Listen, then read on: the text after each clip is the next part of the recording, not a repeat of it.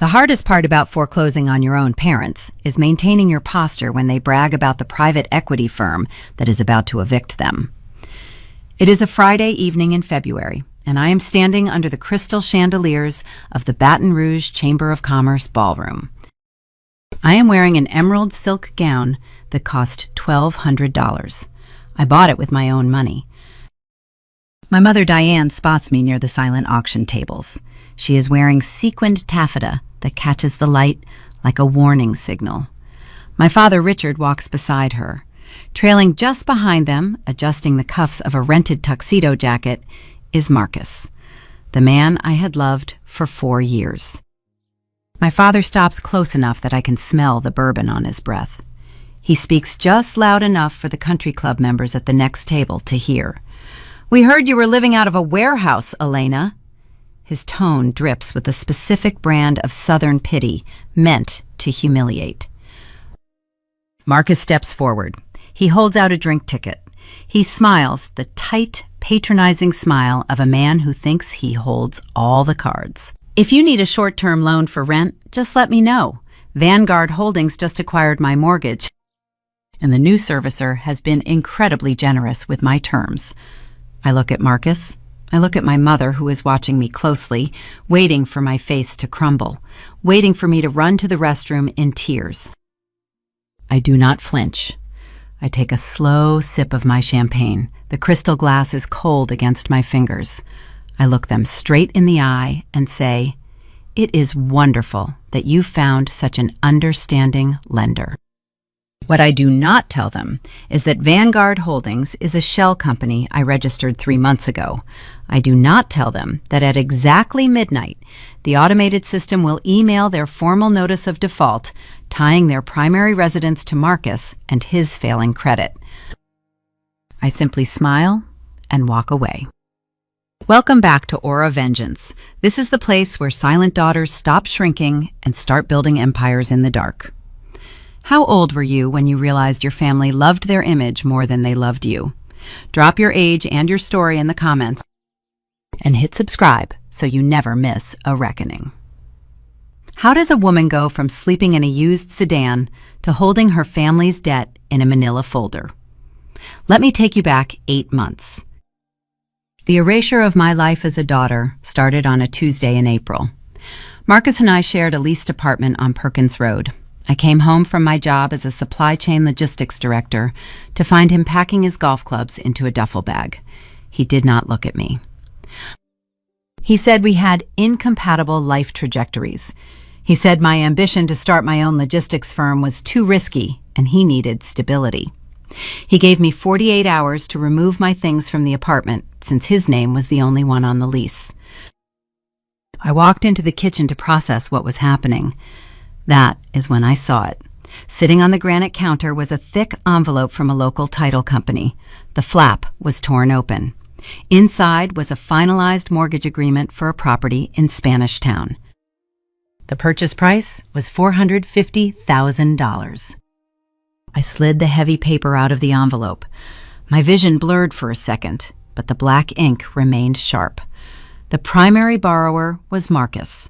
Below his name were 2 co-signers, Richard and Diane Dixon, my parents. I traced my finger over my father's signature.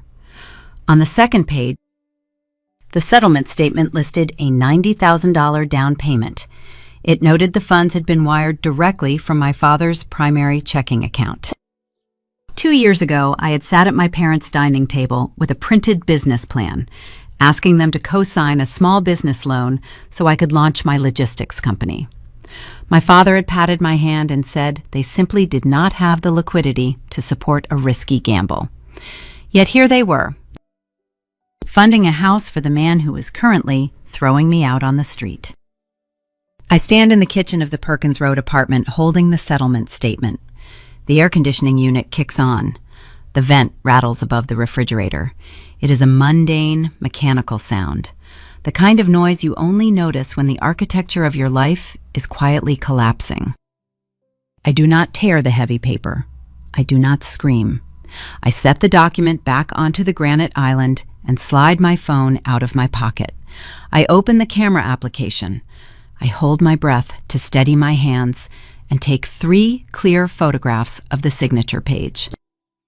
The digital shutter clicks sound like a gavel striking wood. The math on the paper hums in my head. $90,000. My father is a proud man. He views his checking account as a ledger of his own morality. If he wired that sum to Marcus, it was an endorsement. It was a blessing.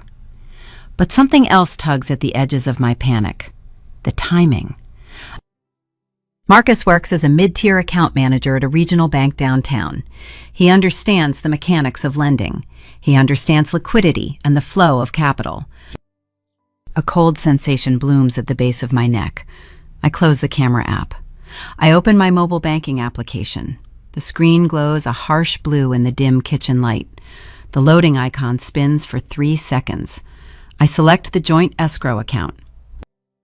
Marcus and I opened this specific account 11 months ago.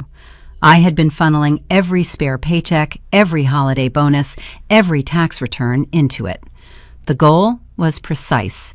It was the seed capital required to register my logistics firm with the state of Louisiana, secure the commercial liability insurance, and lease a starter fleet of 2 used freight trucks. The balance yesterday afternoon was $14,000. It was the price of my future freedom. The screen finishes loading. The balance reads $0.00. I stare at the digits. I tap the screen to refresh the data. The numbers remain empty. I click on the Transaction History tab. There is a single line item resting at the top of the ledger. Outgoing wire transfer.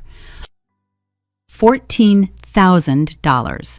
The timestamp reads 8:02 in the morning. At 8:02 this morning, Marcus was sitting across from me at the breakfast table. He was pouring a second cup of dark roast coffee. He was looking me in the eye and explaining that my entrepreneurial ambitions were a strain on our relationship. He was delivering his breakup speech while his thumb rested on the digital confirmation button hidden under the edge of the table.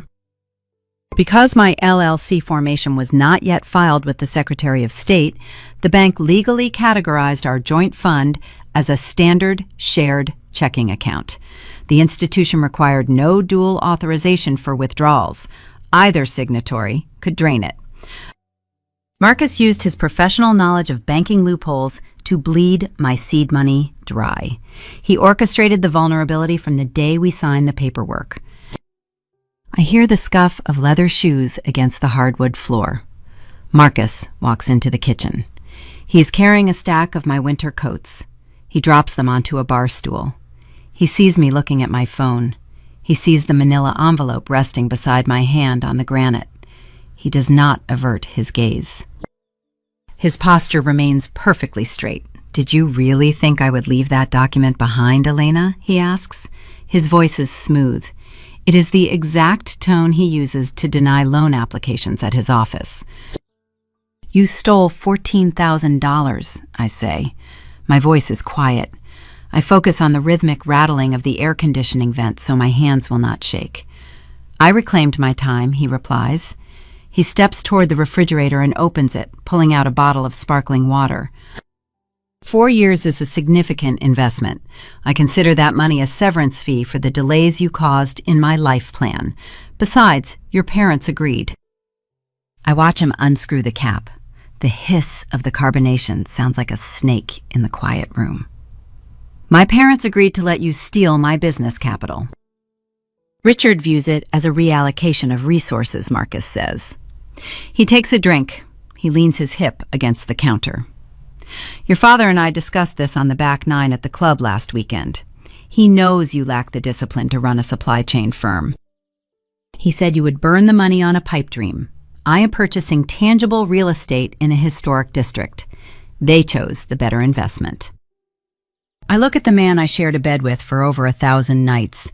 He is wearing a tailored navy suit. His tie is perfectly knotted. My parents always loved his ties. They loved his job title. To my mother, my career in supply chain logistics meant dirty shipping warehouses, heavy freight manifests, and blue-collar mechanics. The grit of my industry embarrassed her at country club luncheons. Marcus, with his clean fingernails and low golf handicap, was a digestible asset. They bought him a house to keep him in their social circle, and they funded the down payment using the very money I bled to save. I turn off my phone screen. I slide it into my back pocket. I do not argue. Arguing requires an audience capable of shame. I walk past him into the bedroom. The closet is half empty. His suits are still hanging evenly on the left side. My clothes are shoved to the right. I pull 2 hard-shell suitcases from under the bed. I do not fold anything. I grab handfuls of blouses, slacks, and jeans. I pack them into the luggage. I take my toothbrush. I take my work laptop and my chargers. I leave the expensive espresso machine I bought him for his birthday. I leave the framed photographs on the nightstand. I leave the pair of diamond earrings my mother gave me last Christmas, knowing now they were bought to control my image, not to celebrate my existence. He stands in the doorway watching me. He checks his silver watch. You have until Thursday to get the rest of the boxes out of the hall closet. After that, I am calling the property manager to change the locks. I zip the first suitcase. The metal teeth bite together with a sharp sound. I zip the second suitcase. I grip the plastic handles. I walk toward the bedroom door. He has to step backward into the hallway to let me pass. I keep my eyes focused on the front door of the apartment. I leave the apartment keys on top of the manila envelope on the kitchen island. I open the front door. The Louisiana humidity hits my face like a damp towel. It is suffocating. I drag my luggage down the concrete stairs of the apartment complex. The wheels clatter against the steps in a rhythmic, hollow drumbeat.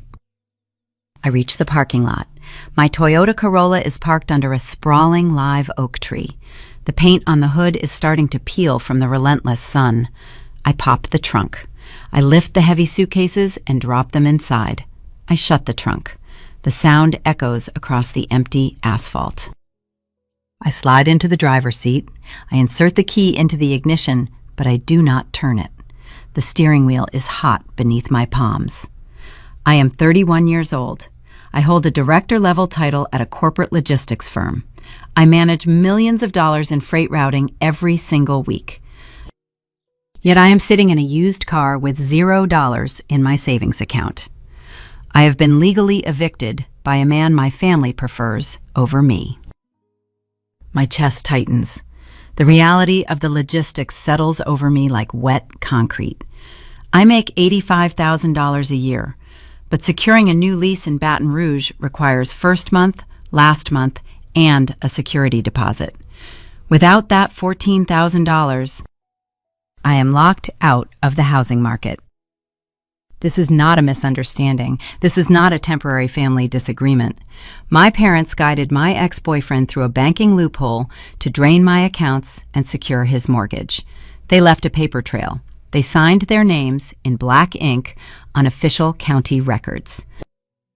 They assumed I would simply absorb the loss because I had always absorbed their subtle rejections in the past. I grip the steering wheel. The worn leather bites into my palms. The question ringing in my ears is no longer where I will sleep tonight. The question is how to survive a betrayal that bears the legal signatures of the people who raised me. I turn the key. The engine sputters and catches. I shift the car into drive. I know exactly where I need to go. I pull out of the apartment complex and point the car toward the Garden District. I need to look my mother in the eye. The drive to the Garden District takes 14 minutes. The streets transition from the cracked asphalt of Perkins Road to smooth pavement shaded by centuries-old live oak trees.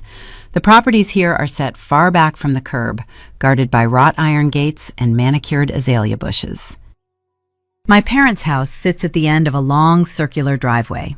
It is a 2-story colonial revival with pristine white columns. It is the house where I learned to ride a bicycle.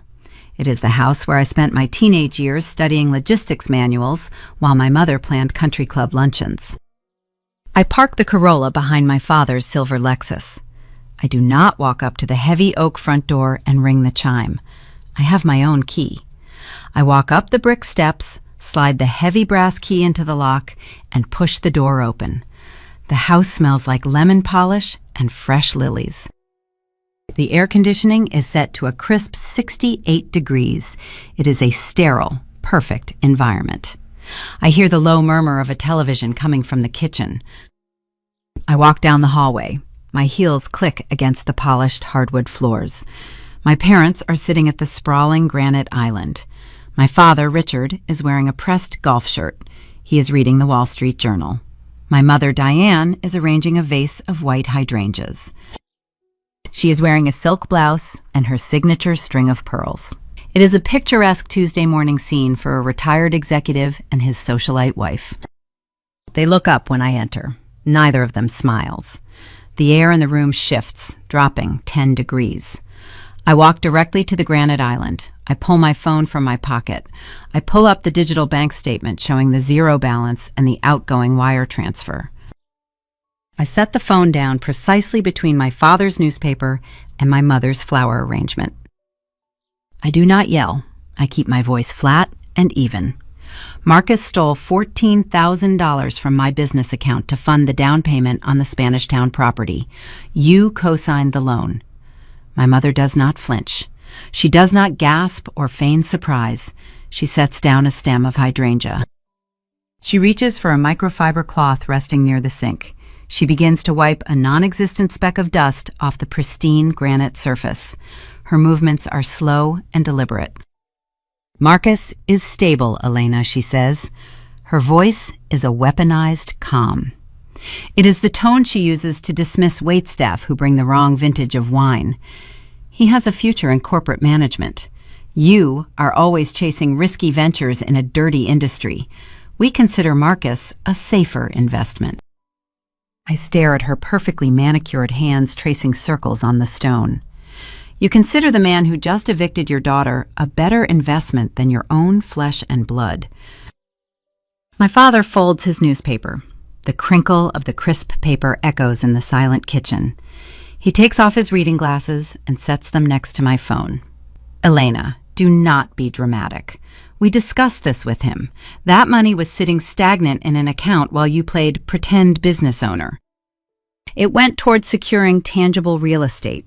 You are 31 years old. You are too old to be throwing temper tantrums over a reallocation of capital. A reallocation of capital.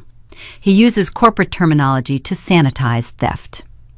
I look at the man who taught me how to read financial ledgers when I was 12 years old. I ask him for the $14,000 back.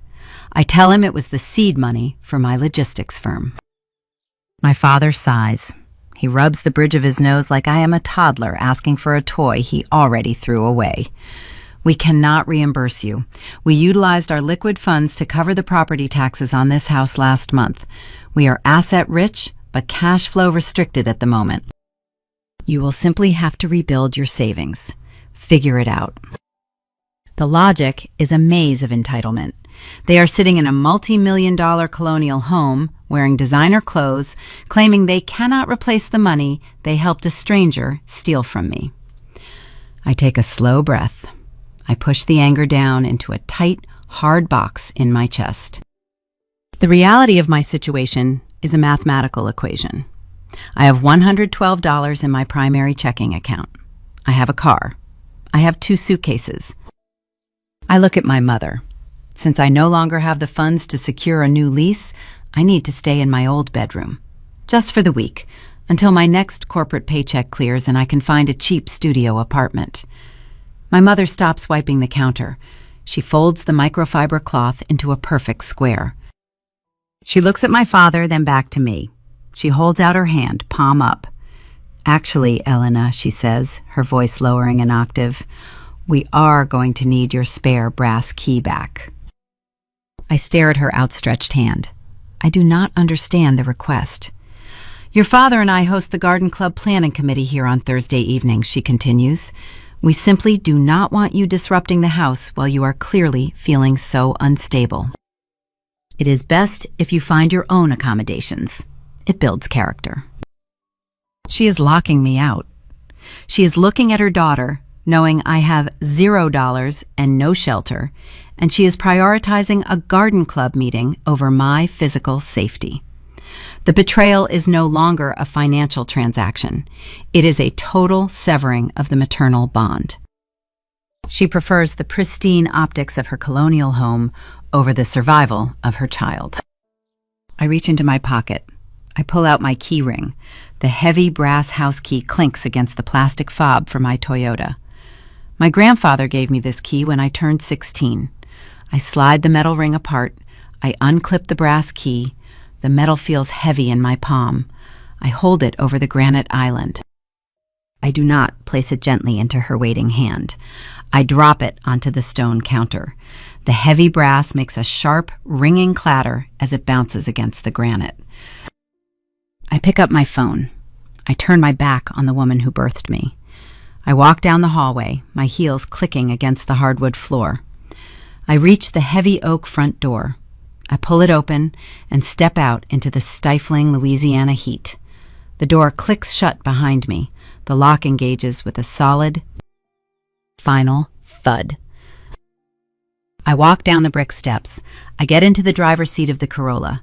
The interior is baking in the sun. I grip the steering wheel. I look back at the colonial house. The white columns look like the bars of a cage I just escaped. I pull the car out of the circular driveway and merge onto the main road. I check my fuel gauge. I have a quarter tank of gas. I check my banking app again, hoping for a miracle glitch. The balance remains at $112. The void I have stepped into is vast and silent. I am a corporate director managing regional supply chains, and I am officially homeless. I drive toward the industrial sector of Baton Rouge. The sleek mansions fade into strip malls, fast food restaurants, and concrete warehouses. The sun begins to set, casting long, harsh shadows across the asphalt. I pull into the back parking lot of a sprawling gray building on Essen Lane. It is a 24-hour Planet Fitness. I park the car near the industrial dumpsters, facing a concrete retaining wall. I turn off the engine. The silence in the cabin is deafening. I recline the driver's seat as far back as it will go. I pull a wrinkled blazer from my suitcase to use as a blanket. The streetlights flicker on, casting a sickly orange glow through the windshield. I close my eyes. Tomorrow morning, I have to walk into my corporate office and route 50 tons of agricultural freight across 3 state lines. I have to smile at my colleagues. I have to pretend my life is a seamless trajectory of success. And then, I have to figure out how to build a logistics empire using a laptop and the free wireless internet of a budget gym. Because sitting in this car, staring at the concrete wall, I realize something fundamental about power. My family thinks they destroyed me. They think they neutralized a threat to their perfect social image. But they made a critical error. They left me with nothing to lose. And a woman with nothing to lose is the most dangerous asset on the board.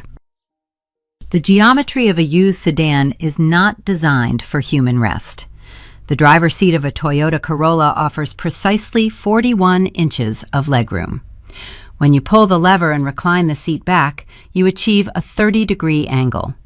For 63 consecutive days, that 30-degree incline was my sanctuary, my office, and my bed. The logistics of being secretly homeless while maintaining a 6-figure corporate job demand a rigorous, punishing discipline. You cannot look tired. You cannot smell like the damp upholstery of a vehicle baking in the Louisiana humidity. You must construct a flawless facade.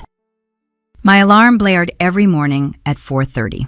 The sky above the Essen Lane parking lot was always pitch black, heavy with the suffocating Gulf Coast moisture. I would sit up, my lumbar spine aching, joints stiff from the lack of horizontal rest. I kept my professional wardrobe sealed in garment bags laying flat in the trunk, ensuring the fabric never wrinkled. I would gather a silk blouse, a tailored skirt, and my toiletry kit, then walk across the cracked asphalt toward the glowing purple neon sign of the Planet Fitness. This is where I met Tomas. Tomas was the night shift janitor. He was a man in his late 50s with calloused hands, silver hair pulled into a tight tie, and a faded denim work shirt. The first time I walked into the gym at 4:30 in the morning, carrying a clear plastic bag of shampoo and a corporate blazer, he was mopping the entryway. He paused. He looked at my clothes. He looked out the glass doors at my car parked near the industrial dumpsters. He did not ask questions. He did not offer unwanted pity. He simply nodded, dipped his mop back into the bucket, and said, "The hot water heater in the women's locker room takes 2 minutes to kick in. Let it run." Over the next 2 weeks, an unspoken rhythm developed between us. Tomas became the invisible guardian of my secret. He started leaving the heavy steel security door propped open by a fraction of an inch near the dumpsters, allowing me to access the staff break room without scanning a member card. When the gym manager left for the night, Tomas would unlock the staff microwave. He never mentioned the fact that my dinners consisted entirely of cheap peanut butter spread onto white bread. One night in early May, I was sitting on a bench outside the locker rooms. My laptop was balanced on my knees.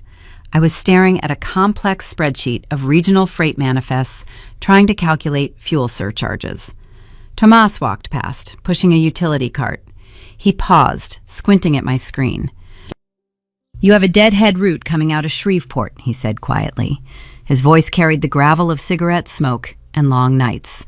"The driver is going to lose his profit margin running empty back to New Orleans. Route him through Alexandria. There is a lumber yard that always needs surplus hauling on Thursdays." I looked up, stunned. I asked him how he knew the freight patterns of northern Louisiana. Tomas leaned against the handle of his cart. "I drove a Peterbilt flatbed for 22 years, he said, hauled timber, steel, and agricultural surplus from Texas to the Florida Panhandle. Knew every way station and loading dock on the coast." I asked him why he was pushing a mop instead of shifting gears. His jaw tightened. He looked away, focusing on the scuff marks on the rubber floor tiles. "I took out a title loan against the rig to cover my wife's medical bills," he explained. "The interest rate was structured to drown me. I missed 2 payments. The lending company seized the truck. They auction those rigs off to their own subsidiaries for pennies and keep you on the hook for the deficit. It is a rigged game. Once they hold your debt, they hold your throat." I stared at Tomas. I memorized his face. I memorized the bitter resignation in his voice. The concept of predatory lending, of weaponized debt, planted a seed in my mind that would later grow into a guillotine. I thanked him for the routing advice. I adjusted the Shreveport manifest exactly as he suggested. It saved the independent driver $300 in fuel. I spent the rest of those 63 nights operating from the driver's seat of the Corolla. The dashboard clock would read midnight, then 1 in the morning, then 2. My laptop battery constantly hovered near the red warning indicator. I tapped into the gym's free wireless internet signal, filtering through endless streams of supply chain data. My parents and Marcus believed my ambition was a pipe dream because they equated logistics with owning a fleet of physical trucks. They thought you needed millions of dollars in hard assets to move cargo. They were dinosaurs operating on outdated assumptions. I did not buy physical trucks. I built a digital freight brokerage. In the agricultural sector, there is a constant crisis of orphaned shipments. A massive corporate farming operation will have pallets of fertilizer or harvested soybeans sitting on a loading dock, abandoned because a primary carrier dropped the contract or a truck broke down. Those farmers need the cargo moved immediately. I became the invisible middleman. I used my day job contacts to identify the orphaned freight. Then, using my laptop in the dark parking lot, I matched that stranded cargo with independent drivers who were looking for extra routes. I handled the insurance verification, the route mapping, and the payment processing. I took a 15% broker fee off the top of every single manifest. I poured every cent of commission into formalizing my LLC, Apex Freight. I paid the state licensing fees. I bought a commercial routing software subscription. I secured premium broker liability insurance. My physical health deteriorated. My spine radiated with a dull, constant ache. My diet of peanut butter and gym vending machine protein bars left me gaunt. The dark circles under my eyes required layers of expensive concealer before I walked into my corporate office each morning. But the bank account tied to Apex Freight was doing the opposite. It swelled. The balance climbed to $5,000, then $12,000, then $28,000. By the end of the second month, I possessed enough liquid capital to lease a luxury apartment in downtown Baton Rouge. I could have slept in a real bed. I could have bought hot meals. I refused. Comfort is the enemy of momentum. If I signed a lease, I would drain the operational liquidity of Apex Freight. I needed the capital to secure a bond, which would allow me to bid on massive, multi-year corporate shipping contracts. I chose the pain of the steering wheel against my ribs because it fueled my focus. I was not just surviving my family's betrayal, I was coding the infrastructure of an empire, one manifest at a time. However, success creates noise. The logistics industry in Louisiana is a tight circle. Word was beginning to spread about a highly efficient new brokerage firm called Apex Freight. I knew my mother's social network. I knew Marcus's connections in the regional banking sector. If they heard rumors of my sudden rise, if they realized I was not broken and bleeding in the gutter where they left me, they would pivot. They would use their influence to interfere with my licensing. They would call in favors to blackball me from vendor lists. They needed to believe I was desperate. They needed to believe I was flailing, obsessed with the past, and mourning the loss of their approval. I sat in my car on the 63rd night, listening to the rain hammer against the metal roof. I looked at the $14,000 deficit Marcus had created in my personal checking account. I did not need the money anymore. Apex Freight was generating that amount every few days. But Marcus did not know that. My parents did not know that. I realized I needed a diversion. I needed to hand them a shiny object to mock, a petty grievance to occupy their time while I operated in the shadows. I needed to bleed them of their attention. I opened a new browser tab. I navigated to the East Baton Rouge Parish Clerk of Court website. I downloaded the filing paperwork for a small claims lawsuit. The heavy glass doors of the East Baton Rouge Parish Courthouse squeak on their hinges. I walk into the air-conditioned lobby wearing my standard corporate uniform, a charcoal blazer, a crisp white blouse, and practical heels. I approach the civil filings window. The clerk is a woman with tired eyes and a name tag resting crooked on her cardigan. I slide 3 copies of a small claims petition under the protective glass partition.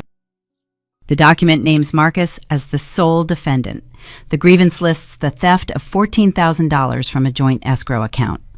I sign the forms as a pro se litigant, meaning I am representing myself without formal legal counsel.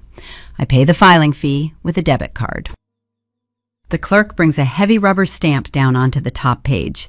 The thud echoes in the quiet corridor. Filing this lawsuit is a tactical decision. I understand the banking loophole Marcus exploited. I understand the judge will look at the joint account signatures and rule in his favor based on the rigid letter of the law. I am walking into a trap I cannot win. That is exactly the point. My parents and Marcus share a specific psychological flaw. They are arrogant, and they require an audience for their victories. If I simply disappeared, if I went silent and stopped fighting, they would become suspicious. My father would start asking his country club contacts if anyone had heard from me. My mother would probe my sister for details. They would hunt for information to ensure I was adequately punished. I need them looking the wrong way. I need to feed their egos a cheap, digestible victory to keep them distracted while I secure the foundation of Apex Freight. The bait works faster than I anticipate. 3 days after the process server hands Marcus the summons at his bank office, my burner phone vibrates. It is a text message from my younger sister, Olivia. Olivia occupies a different reality within the Dixon family structure. She is the golden child, insulated by compliance.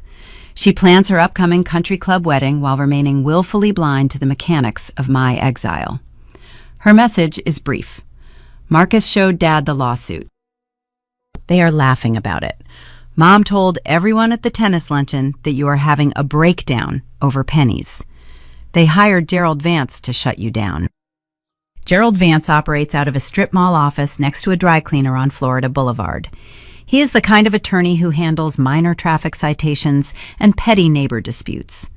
My parents hiring him is a calculated insult.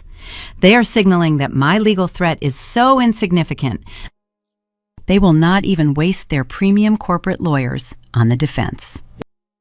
A week later, a thick envelope arrives at my newly rented post office box. It contains a response drafted by Gerald.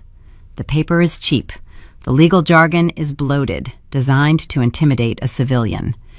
Gerald files a motion for summary dismissal, citing the mutual signatory status of the escrow account. He includes a smug cover letter offering a settlement. If I drop the case immediately, Marcus will graciously agree not to countersue me for his legal fees. They expect me to panic. They expect me to spend my evenings drafting desperate, emotional responses to the clerk of court. They picture me sweating in the Louisiana heat, paralyzed by the threat of counter-litigation. Instead, I pack my 2 suitcases into the trunk of the Corolla and drive to Choctaw Drive.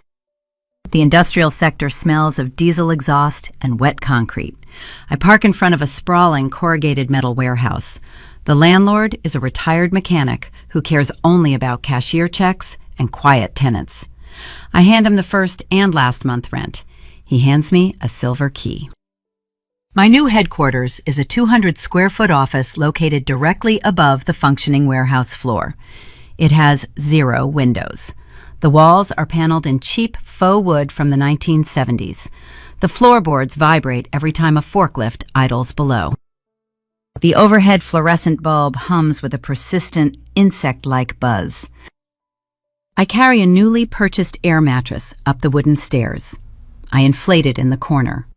I set my laptop on a scarred metal desk left behind by the previous tenant. I am no longer sleeping in a sedan, but the luxury is minimal. It does not matter. The corrugated metal walls are a fortress. While Gerald Vance files procedural delays in the municipal court, I open my laptop and join a video conference with the executive board of a regional agricultural cooperative. The cooperative represents 50 independent farmers across the Gulf Coast. Their incumbent freight carrier recently filed for bankruptcy, leaving hundreds of tons of winter fertilizer stranded on loading docks. The farmers are bleeding revenue by the hour. They need a logistics solution, and they need it executed with surgical precision. I do not wear a blazer for the video call. I wear a plain black sweater. I sit up straight in the windowless room. The fluorescent light casts harsh shadows across my face. I project the data models I built during those 63 nights in the Planet Fitness parking lot. I show them my proprietary routing network. I demonstrate how Apex Freight can circumvent the standard way station bottlenecks by utilizing independent owner-operators. The board members are quiet. They are hardened men who read crop yields and weather patterns. They do not care about country club lineages. They care about margins. The chairman leans into his webcam. Your delivery timeline is aggressive, Ms. Dixon. Do you have the operational liquidity to cover the bond required for a contract this size? I look directly into the camera lens. I have the capital, secured and ready for immediate transfer. I can say this because I did not spend my money on a luxury apartment lease. I did not buy hot meals. I hoarded every broker fee I earned from the orphaned shipments. My business account holds the exact sum required to underwrite the bond. The negotiations take 48 hours. I sleep on the air mattress in 4-hour increments. The warehouse floor below me grinds on, a symphony of industrial labor. During this time, Gerald Vance sends another letter to my P.O. box. The judge has granted a 30-day continuance on the small claims hearing. My parents are undoubtedly celebrating this minor delay over expensive wine, congratulating Marcus on his strategic brilliance. On a Thursday morning, the printer on my scarred metal desk whirs to life. The machine spits out a 30-page document. It is the finalized contract from the agricultural cooperative. I pick up the warm paper. I turn to the final page. The compensation structure is laid out in stark, undeniable arithmetic. Over the next 24 months, Apex Freight will manage the exclusive distribution of their supply chain. The gross payout is $1.2 million. I sign my name in blue ink. The stroke of the pen is silent. There is no audience. There are no crystal chandeliers. There is only the hum of the fluorescent bulb and the vibration of the floorboards. I slide the contract into a courier envelope to mail back to the board. I look at the small claims paperwork sitting on the edge of the desk. The contrast is sharp enough to draw blood. My family thinks they have me pinned in a corner, weeping over a stolen fraction of my savings. They are playing a parlor game, obsessed with the optics of crushing me in a municipal courtroom. They have no idea I am building an institution. The ink dries on a 7-figure deal. I have achieved the financial leverage necessary to begin dismantling their reality. But my parents are not satisfied with merely winning a legal dispute. Arrogance requires constant feeding. They want to ensure I am entirely eradicated from their social sphere. As the holidays approach, they decide my absence from their table is not enough. They need to turn my ghost into a cautionary tale. November in Baton Rouge brings a subtle shift in the humidity.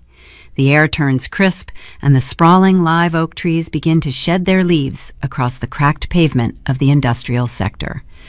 It is a Tuesday evening when my burner phone vibrates against the scarred metal desk. The screen illuminates the dim, windowless office above the warehouse floor. The caller identification reads, Olivia. My younger sister operates as the family emissary.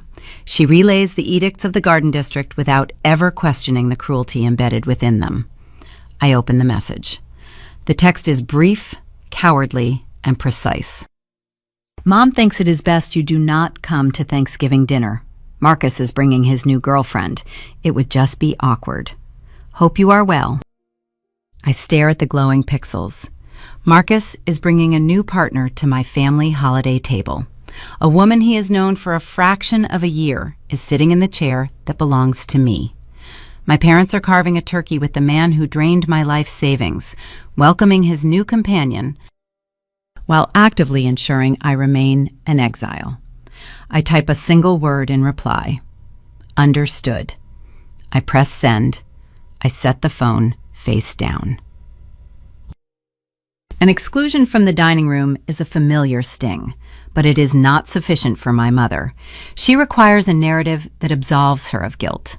The following afternoon, an email arrives from a former corporate colleague. The subject line is blank. The body of the message contains 3 attached image files. I click the first attachment. It is a screenshot of a public post from my mother's social media profile. The image is a candid photograph of our family from 3 years ago, taken during a vacation in Aspen. My face is cropped out of the frame. The caption below the photograph is a masterclass in weaponized sympathy. The heartbreak of mental illness is a silent thief, she wrote. It steals the people we love and turns them into strangers.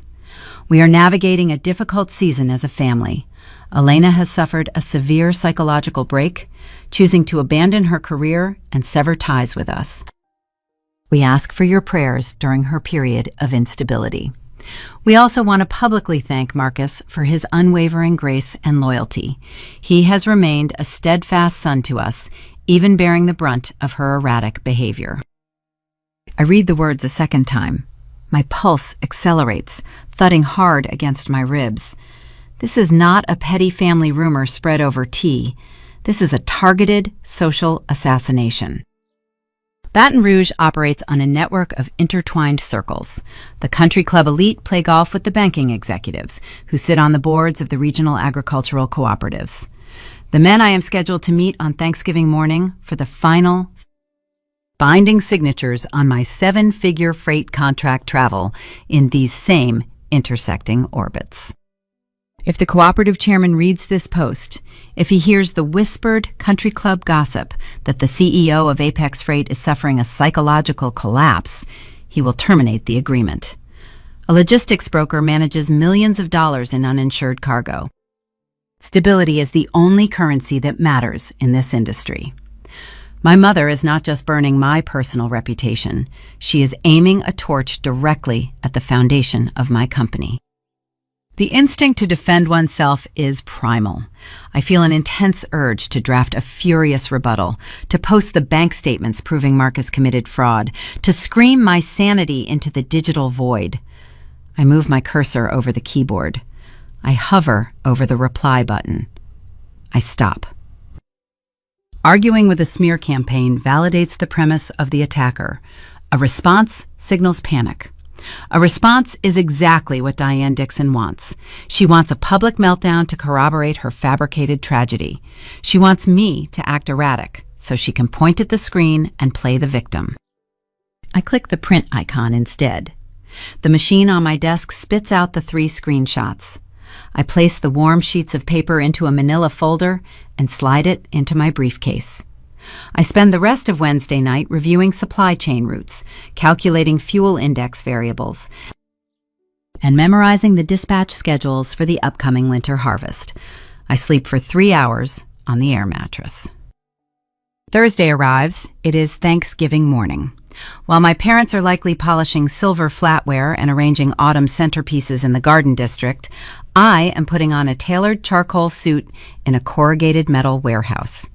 I drive the Corolla to a sterile, glass-fronted corporate building near the Mississippi River. The parking lot is deserted, save for the luxury vehicles of the executive board members who agreed to this holiday meeting due to the urgency of their stranded freight. I walk into the boardroom. The chairman and 3 regional directors are seated around a heavy mahogany table. Their expressions are unreadable. I know they run in the same social circles as my father. I do not know if they have seen the digital execution my mother orchestrated. I do not ask. I open my briefcase. I do not pull out the folder containing the screenshots. I pull out a stack of bound logistics projections. I slide the binders across the polished wood. I stand at the head of the table. I do not smile. I do not offer holiday pleasantries about turkey or family gatherings. For 45 minutes, I dismantle their current distribution bottlenecks.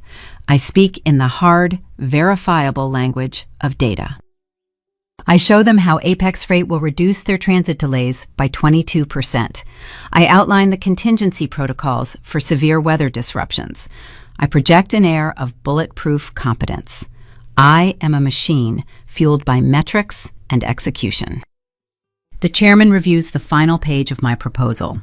He looks up. He studies my face, perhaps searching for the erratic behavior rumored in the country club lounges. He finds nothing but cold, unblinking focus. He reaches into his jacket, retrieves a fountain pen, and signs the master agreement.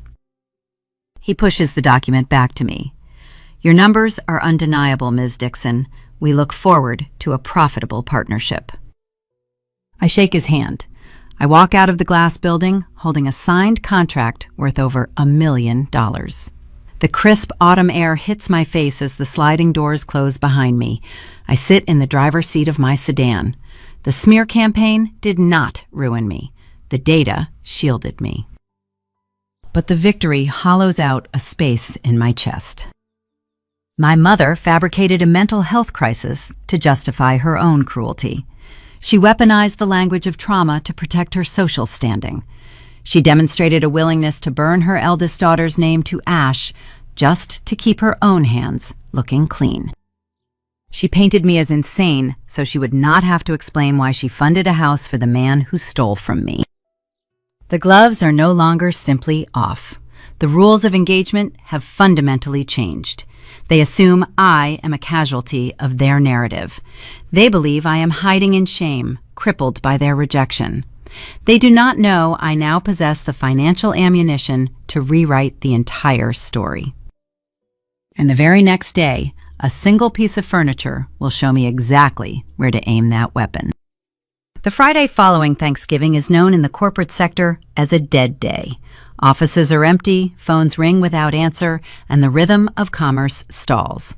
But banking infrastructure operates on an automated schedule. At 9 in the morning, my banking application chimes.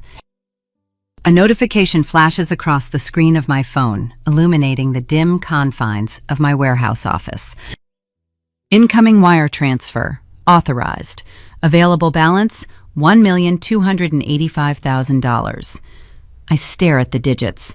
The comma separating the numbers is a profound demarcation. I am 31 years old. 7 months ago, I had $112 and an eviction notice. Today, the initial payout from the agricultural cooperative has cleared. On paper, evaluating the operational liquidity and projected revenue of Apex Freight, I am officially a millionaire. The achievement feels surreal, suspended in the quiet hum of the fluorescent light above my desk. I should feel triumphant. I should open a bottle of expensive champagne. Instead, an undeniable urge tugs at me. I want to see the physical manifestation of what I lost to gain this empire. I want to look at the property my parents chose over their daughter. I grab my keys, walk down the wooden stairs, and climb into the Corolla. I navigate away from the industrial gray of Choctaw Drive and turn toward Spanish Town. Spanish Town is the oldest neighborhood in Baton Rouge. It is a labyrinth of narrow streets, towering oak trees dripping with Spanish moss, and restored historic homes. The properties here exude old wealth and quiet prestige. This is the zip code my parents desperately wanted Marcus to occupy, securing his proximity to their country club peers. I turn onto a tree-lined avenue. I slow the sedan to a crawl. The house Marcus purchased sits halfway down the block. It is a stunning, single-story Greek Revival cottage painted pale yellow with dark green shutters. The porch wraps around the front, adorned with hanging ferns. The driveway is paved with historic brick. The sun has set, and the streetlights cast long shadows across the pavement. The large front windows of the cottage are illuminated from within, pouring golden light onto the manicured lawn. The curtains are drawn back. I park the car across the street, idling the engine near the curb. I look through the glass panes of the front room. The interior design is immaculate, arranged with the precision of a high-end catalog. And then my eyes focus on the center of the dining room. My breath catches in my throat. The air in the car suddenly feels thin and metallic. Sitting directly beneath a modern brass chandelier is a massive dark wood table. The legs are intricately carved in a claw and ball design. The wood gleams with a deep reddish-brown patina. Surrounding the table are 8 matching chairs, upholstered in pale cream fabric. It is my grandmother's antique mahogany dining set. My grandmother Eleanor passed away 4 years ago. She was a stern, brilliant woman who taught me how to balance a checkbook before I was allowed to drive. Her will was meticulous. It contained a specific addendum, drafted and notarized by a local estate attorney. The addendum explicitly bequeathed the mahogany dining set to her eldest granddaughter, Elena Dixon. When she died, I was living in a small studio apartment. The dining set was far too large for the space. My mother offered to store the heirlooms in the climate-controlled basement of the Garden District house until I purchased a property large enough to accommodate them. I agreed, trusting the bloodline. I trusted my mother to safeguard the tangible memory of the woman who shaped my mind. Instead, she moved my inheritance into the home of the man who evicted me. They did not just buy him a house. They furnished his dining room with the legacy of my ancestors. They gifted a stranger the physical artifacts of my history to solidify his status in their social circle. The table where I sat at age 10, learning compound interest from a matriarch who built her own wealth, is now the centerpiece for Marcus to host cocktail parties with the men who stole my seed capital. The betrayal shatters the boundaries of mere financial theft. Money is fluid. It can be drained and earned again. But this is a surgical erasure of my lineage. My parents are actively replacing me, outfitting my substitute with the very items designated as my birthright. They are pretending I never existed. I grip the steering wheel. The leather is cold beneath my palms. I squeeze until the knuckles of my hands turn stark white, until a sharp cramp shoots up my forearms. The quiet victory of the 7-figure bank balance dissolves, eclipsed by a cold, searing clarity. Surviving is a defensive posture. Surviving means you let the enemy dictate the terms of engagement while you scramble to patch the wounds they inflict. I am done patching wounds. The minor grievance of the small claims lawsuit is insufficient. A petty legal squabble over $14,000 is a distraction meant for amateurs. I pull my phone from the center console. I dial the direct line for Mason Wheeler. Mason is the senior corporate attorney I retained 3 months ago when Apex Freight began scaling rapidly. He answers on the second ring. "Elena," he says, the sound of a television playing softly in the background. "It is a holiday weekend. Did a shipment stall at the port?" "No shipment stalled, Mason," I reply. My voice is steady, stripped of all emotion. I need to pivot our strategy regarding the Dixon family. I hear him mute the television. "Okay, I assume the small claims delay tactic is losing its appeal?" I look through the windshield at the antique mahogany table gleaming under the chandelier. "I do not just want my $14,000 back," I tell him. "I want the board they are playing on."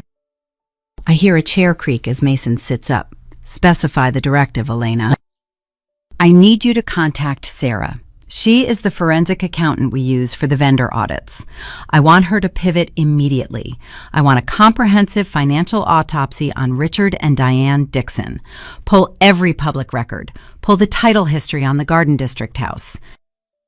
Track the lending institution that underwrote the Spanish Town property. Scrutinize their tax filings, their credit utilization, and their corporate dividend payouts. Leave 0 stones unturned." There is a long pause on the line.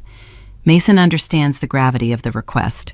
A forensic audit of that magnitude is invasive. It is the kind of intelligence gathering used before a hostile corporate takeover. "You realize this kind of deep dive will require significant capital," he says. "It is not cheap to trace that level of private wealth." "Wire whatever funds Sarah requires from the Apex primary account," I answer. "I have the liquidity. If my parents wish to play real estate moguls, I need to understand the exact architecture of their portfolio. Find out who holds their paper. Find out who holds Marcus's paper." "Understood," Mason says. The line clicks dead. I lower the phone. I stare at the yellow historic cottage for one final minute.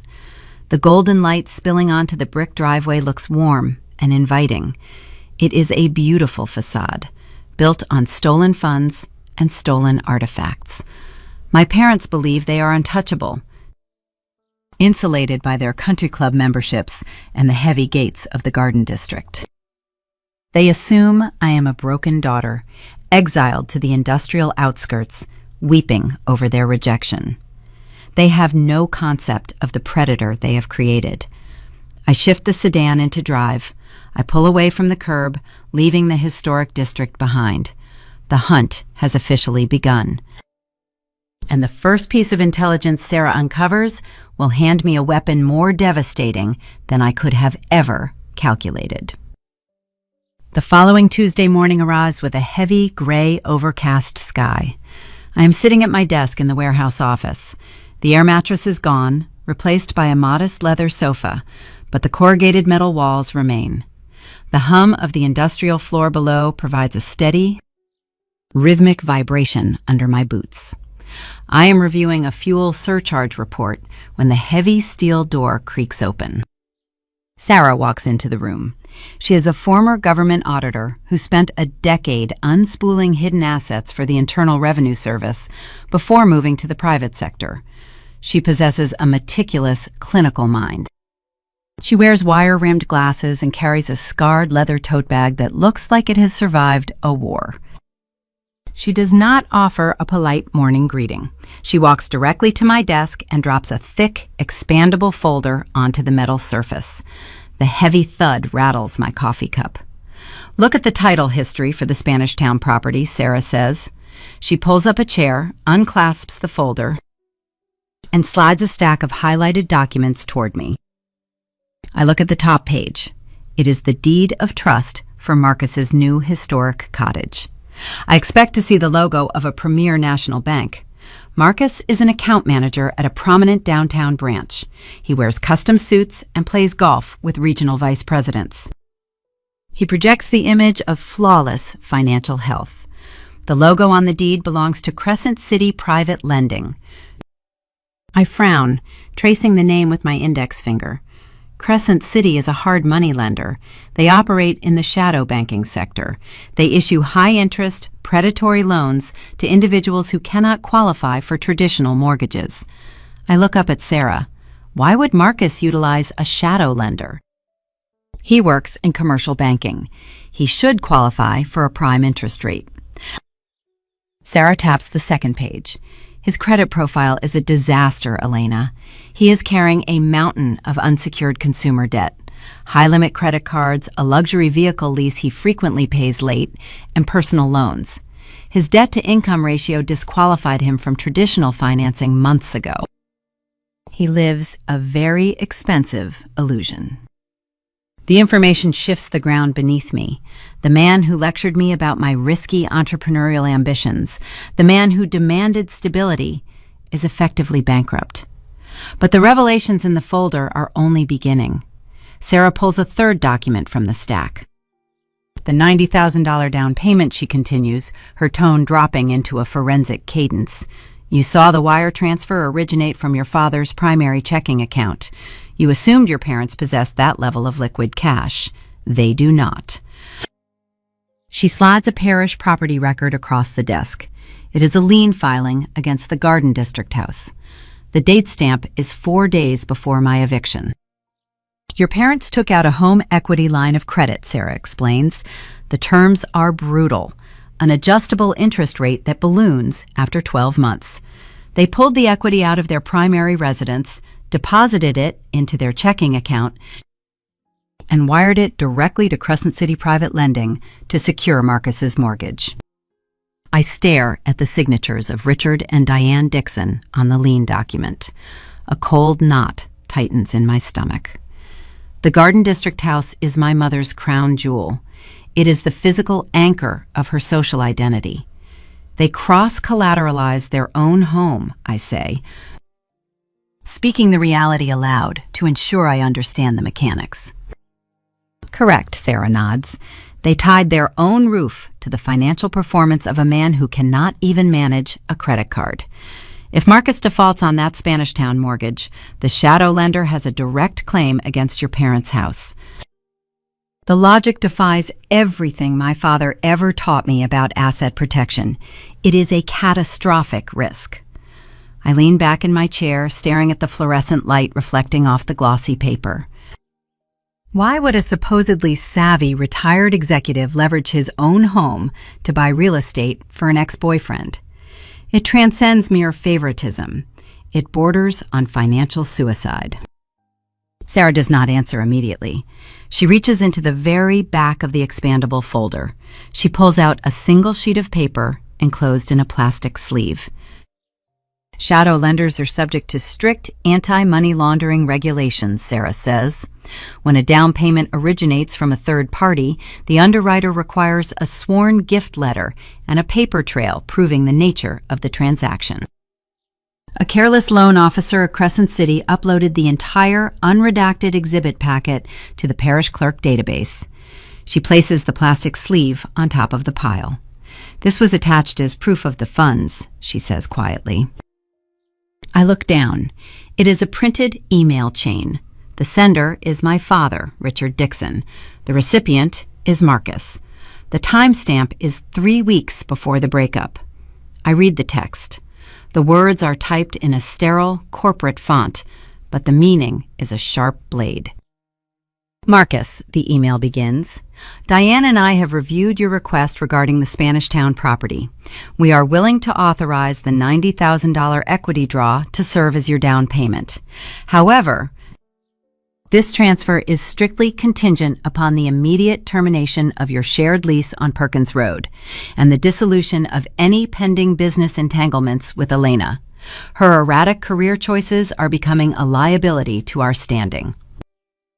We need you separated from her logistics venture before it embarrasses the family further. Once she is removed from the premises, the wire will be released. I stop breathing. The industrial hum of the warehouse floor fades into a ringing silence.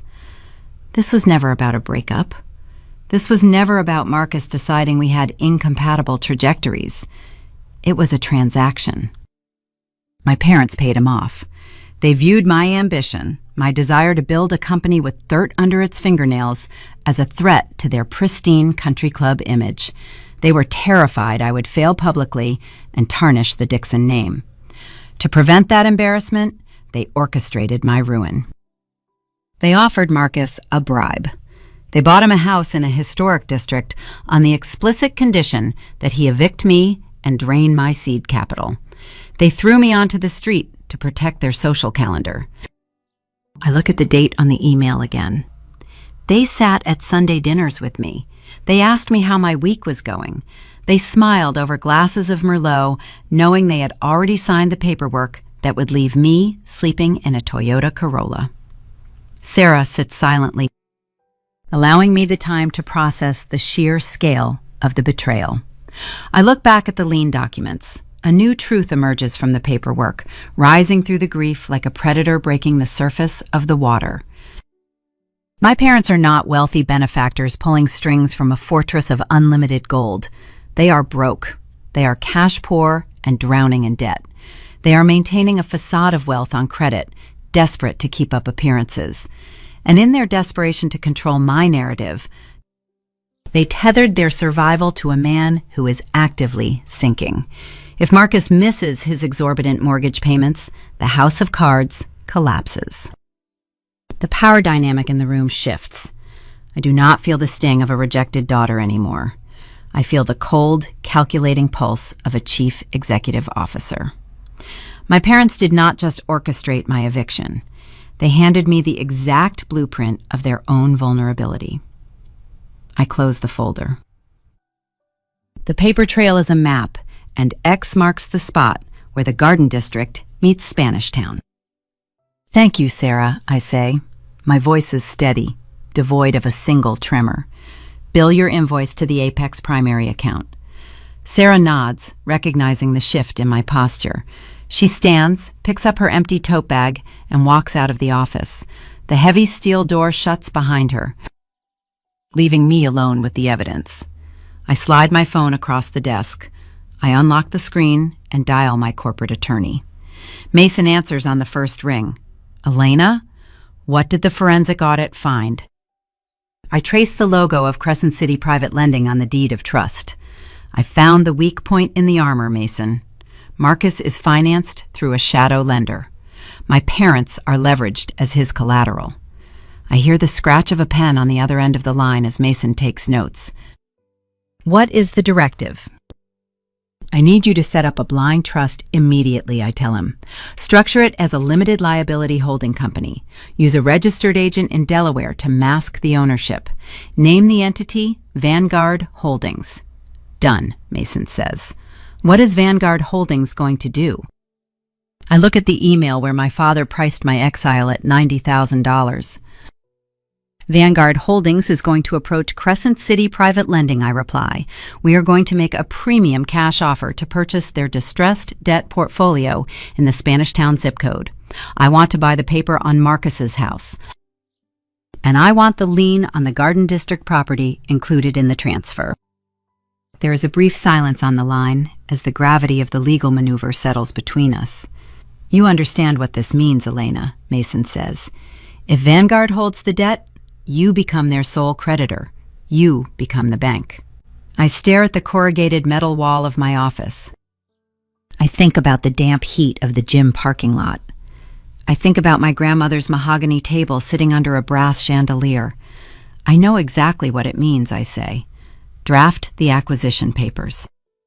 I end the call. The pieces are moving into position.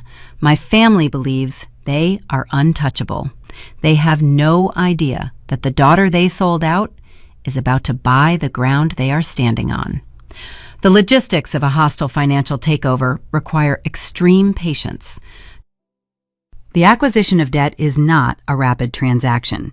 It involves lawyers negotiating across conference tables, risk assessments, and the slow transfer of legal authority. For exactly 14 days, I operate in a state of suspended animation. I wake up in my new downtown apartment. I brew dark roast coffee in a quiet kitchen. I run 3 miles along the levee of the Mississippi River, watching the heavy cargo barges push against the current. I go to the Choctaw Drive warehouse. I dispatch freight, negotiate fuel surcharges, and optimize supply chain routes. I perform the mundane tasks of a corporate executive while knowing that a legal mechanism is quietly assembling itself in the background, designed to crush the people who share my bloodline. On the morning of the 15th day, a courier arrives at the warehouse office. He hands me a sealed manila envelope. The heavy paper is identical to the one I found resting on the granite counter of my former apartment. I slit the seal with a metal letter opener. I slide the documents onto my scarred desk. The letterhead belongs to a Delaware registered agent. The entity is Vanguard Holdings, LLC. The attached schedule outlines the finalized acquisition of a distressed debt portfolio previously held by Crescent City Private Lending. I scan the line items. Asset 1, a historic cottage located in the Spanish Town district. Primary borrower, Marcus. Asset 2, a home equity line of credit secured by a colonial property in the Garden District. Co-signers, Richard and Diane Dixon. The transaction is complete. $800,000 of capital transferred from the Apex Freight corporate reserves to secure the paper. I hold the deed to the house where my grandmother's mahogany table currently sits. I hold the lien on the pristine colonial home where my mother hosts her garden club luncheons.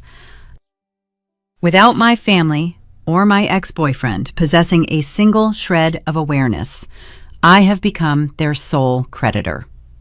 I am the bank. The tension of holding this kind of power is exquisite.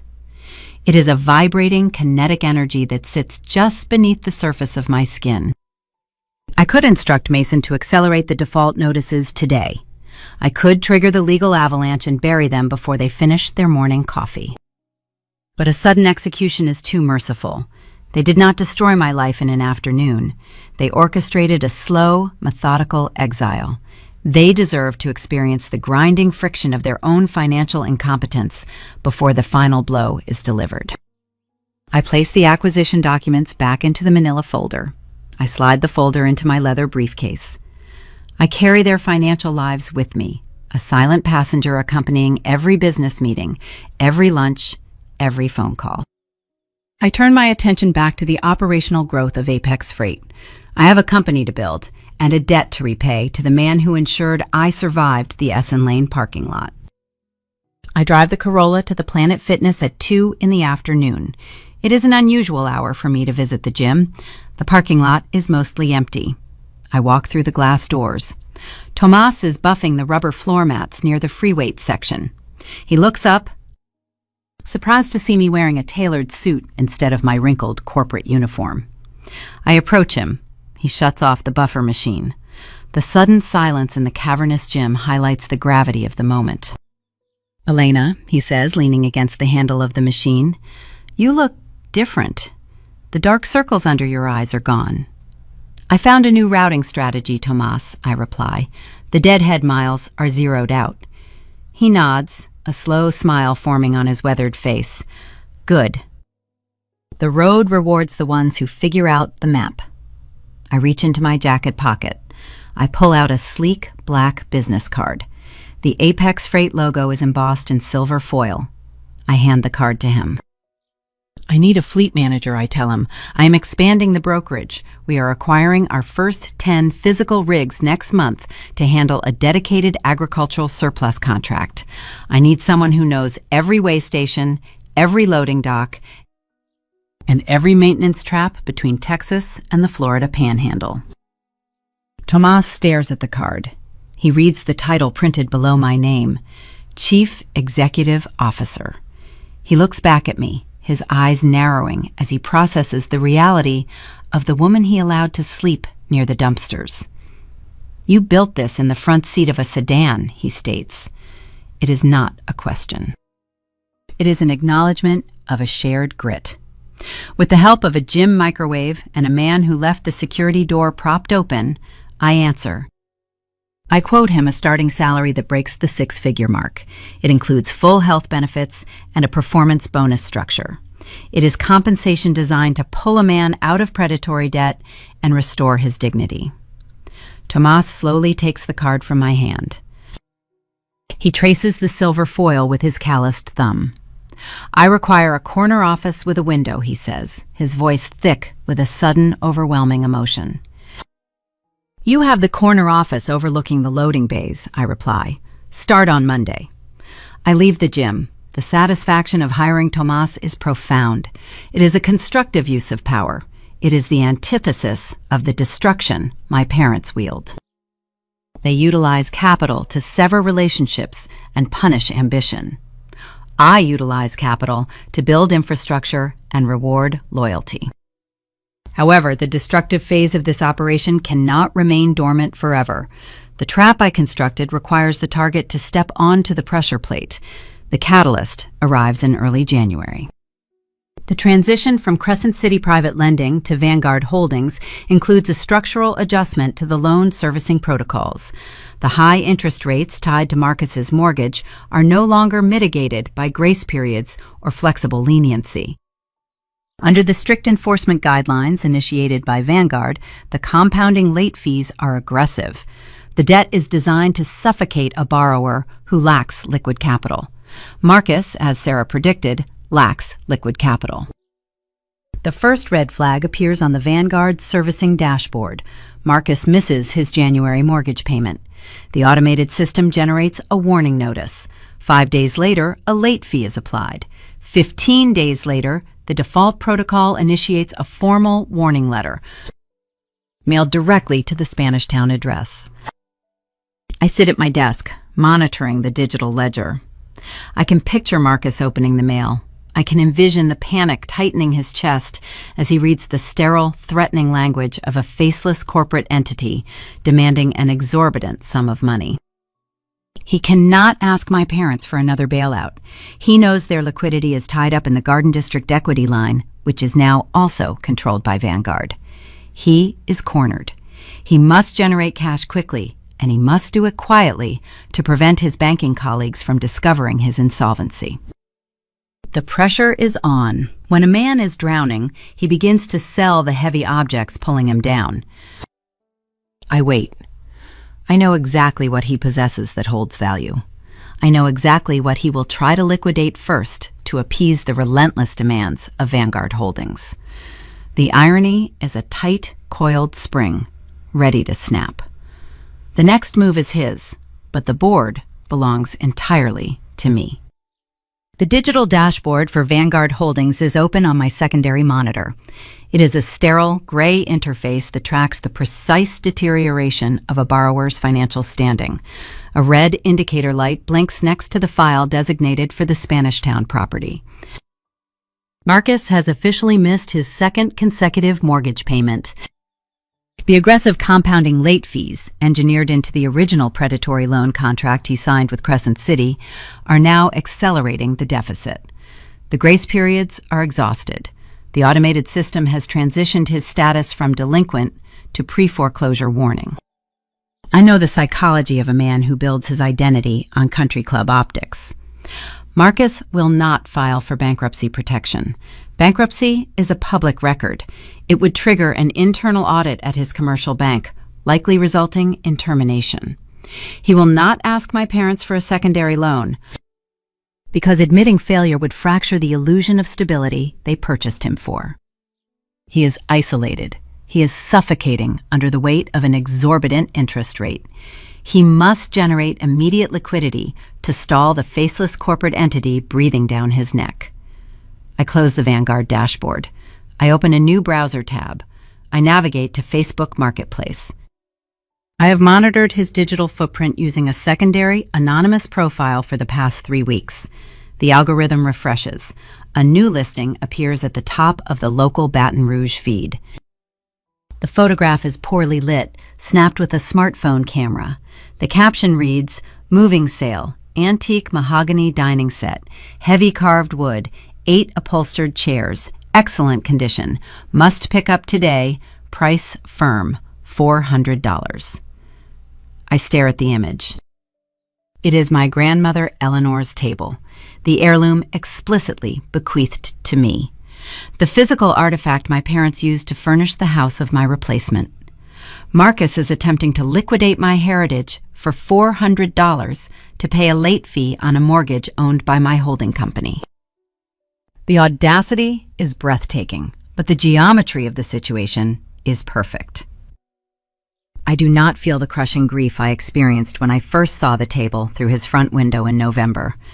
The emotion has crystallized into a cold, tactical satisfaction. I do not send a message from my personal account.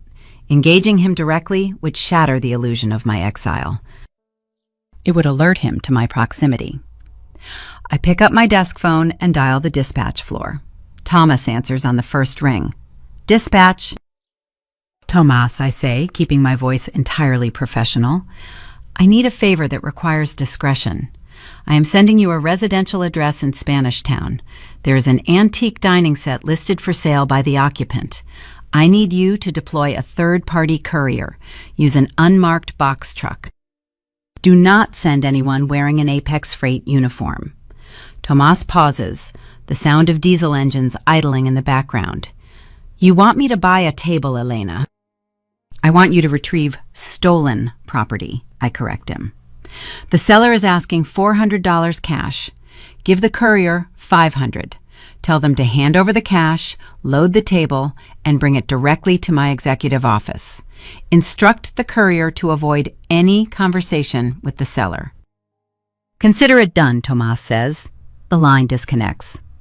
For 2 hours, I sit at my desk, reviewing routing manifests, while a silent retrieval operation executes across the city. I picture the scene unfolding. Marcus, likely sweating in a designer golf shirt, answering the door of his historic cottage. He is desperate, checking his watch, calculating how quickly he can deposit the cash to satisfy the Vanguard warning notice. He watches 2 men in unmarked work clothes haul the heavy mahogany wood out of his dining room. He takes the $500. He feels a brief, pathetic surge of relief, believing he has bought himself another 30 days of survival. At 3 p.m, the freight elevator groans as it ascends to the 2nd floor of my warehouse. The heavy steel doors part.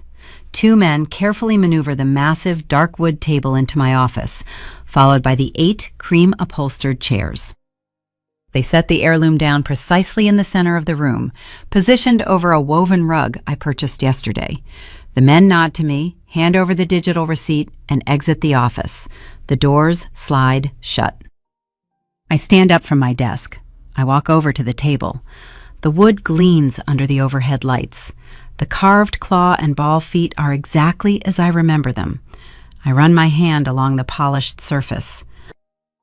I can almost feel the faint indentation near the corner where I used to practice writing my signature when I was 10 years old. The heirloom is home. I sit in the chair at the head of the table. I look across the empty surface, visualizing the intricate layers of the trap I have constructed. The dramatic irony is a heavy, quiet weight in the room. Marcus just sold off the stolen pieces of my life to appease a holding company that I own. He surrendered my grandmother's legacy for a fraction of its value. Every single dollar he scrambled to find, every bill he handed to the bank teller this afternoon will be routed directly into the Vanguard corporate accounts. He is funding my empire with his desperation. He believes he survived a crisis. He believes he outsmarted a faceless lender. He does not realize he just handed the knife directly back to the executioner. The $400 cash infusion will cover the late penalties. It will not cover the principal payment due on the 1st of February. The math is relentless, and it is accelerating. The pressure he feels now is merely a tremor before the earthquake. Because Vanguard Holdings is not a traditional bank, we do not negotiate payment plans. We do not offer loan modifications. We execute the terms of the contract with lethal precision. The table sitting in my office is the final piece of collateral damage I intend to recover. The retrieval phase is complete. The destruction phase is scheduled to begin, and the first targets to feel the impact of the collapsing architecture will not be Marcus. It will be the two people who co-signed his delusion. The automated system is programmed to escalate notifications when a primary borrower remains delinquent. When Marcus inevitably misses the February payment, Vanguard will cease communicating exclusively with him. The legal demands will bypass Spanish Town and travel directly to the Garden District. My parents are currently insulated by their ignorance.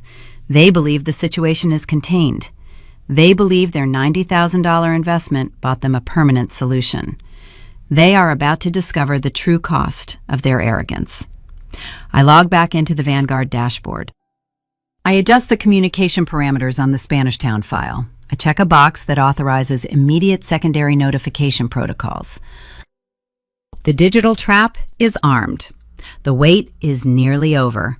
The silence I have maintained for 10 months is about to be shattered by the sound of their own ringing telephones. The final week of February arrives with a bitter, unseasonable chill sweeping off the Gulf of Mexico. The sky over Baton Rouge is a flat, pale gray. Inside my executive office, the climate is meticulously controlled. I sit behind the antique mahogany dining table, which now serves as my primary desk. My laptop rests on the polished wood. The digital calendar indicates it is the 24th of the month. Today is the day the architecture of my family's delusion officially collapses. On the secondary monitor, the Vanguard Holdings servicing portal displays a stark crimson alert next to the Spanish Town file. Marcus has crossed the 90-day delinquency threshold.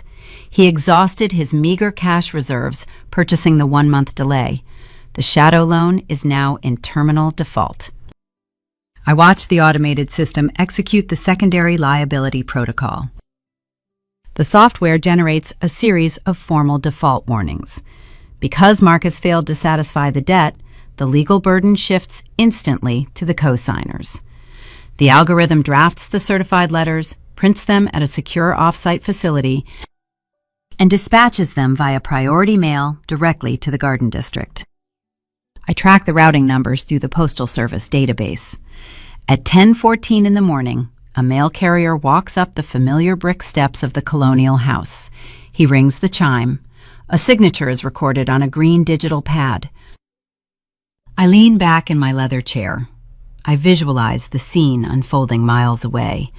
My father, likely wearing his reading glasses, slices open the thick envelope. He unfolds the heavy paper. He expects a standard utility bill or a garden club newsletter. Instead, he reads the sterile, unforgiving legal terminology drafted by Vanguard Holdings. He realizes the high-interest debt he secured for his proxy son is accelerating. He discovers the faceless corporate entity holding the paper is initiating pre-foreclosure proceedings on his primary residence. 2 hours and 12 minutes later, the silence I have maintained for 10 months shatters. My personal cell phone rests on the mahogany wood. The screen illuminates. The device vibrates, emitting a low, urgent hum. The caller identification displays a single name, Diane Dixon. I stare at the glowing letters. I have not heard my mother speak since the morning she demanded the brass key to the front door. I do not reach for the device.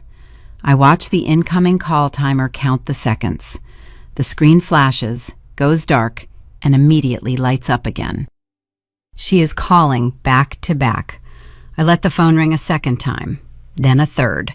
On the fourth attempt, the system routes her to voicemail. A notification icon appears. I pick up the phone, tap the screen, and activate the speaker function. I set the device back onto the center of the table. I want her voice to fill the room. I want to hear the exact frequency of her desperation. The recording begins. There is a sharp intake of breath. Elena. Her voice trembles. The weaponized calm, the honey poured over gravel tone she perfected for country club luncheons, is entirely absent. The audio captures a brittle, frantic edge. We are in a difficult position. A real estate venture we entered into with Marcus has encountered a severe complication. The lending institution is threatening action against our property. She pauses. I hear the faint clinking of ice in a glass. She is drinking before noon. We heard from the Chamber of Commerce president that your little trucking business is turning a profit. We are glad you found your footing. But we are family, Elena. We need a bridge loan, $150,000, just for a few months until your father can liquidate some long-term bonds. Please call me back. We need you. The recording ends with a click. I sit in the quiet office. The sheer, unmitigated gall hangs in the air like smoke. I analyze the syntax of her plea. She categorizes the bribe they paid to orchestrate my eviction as a real estate venture. She minimizes my seven-figure logistics empire as a little trucking business. And then, cornered by her own catastrophic financial arrogance, she invokes the concept of family. She is asking the daughter she threw into a used Toyota Corolla to save the colonial mansion she kicked her out of. She assumes my success is a reservoir she can tap to patch the hull of her sinking ship. She expects me to absorb her trauma because I always absorbed her subtle cruelties in the past. 10 minutes later, the phone vibrates again. The caller identification reads, Richard Dixon. I let it go to voicemail. I press play. My father does not sound frantic. He sounds hollowed out. The arrogant, retired executive who lectured me about asset reallocation is gone. Elena, he says, his voice tight and strained. Your mother left you a message. I am following up. We are facing a critical liquidity crisis. Vanguard Holdings acquired the paper on the Spanish townhouse, and they are unresponsive to our legal counsel. We cannot find a human being to negotiate with. The compounding fees are staggering. Marcus is insolvent. If you have the capital, we will draw up a formal promissory note. We are out of options. Call me. He hangs up. I do not call them back. I do not draft a furious text message detailing the poetic justice of their ruin. I do not scream into the empty room.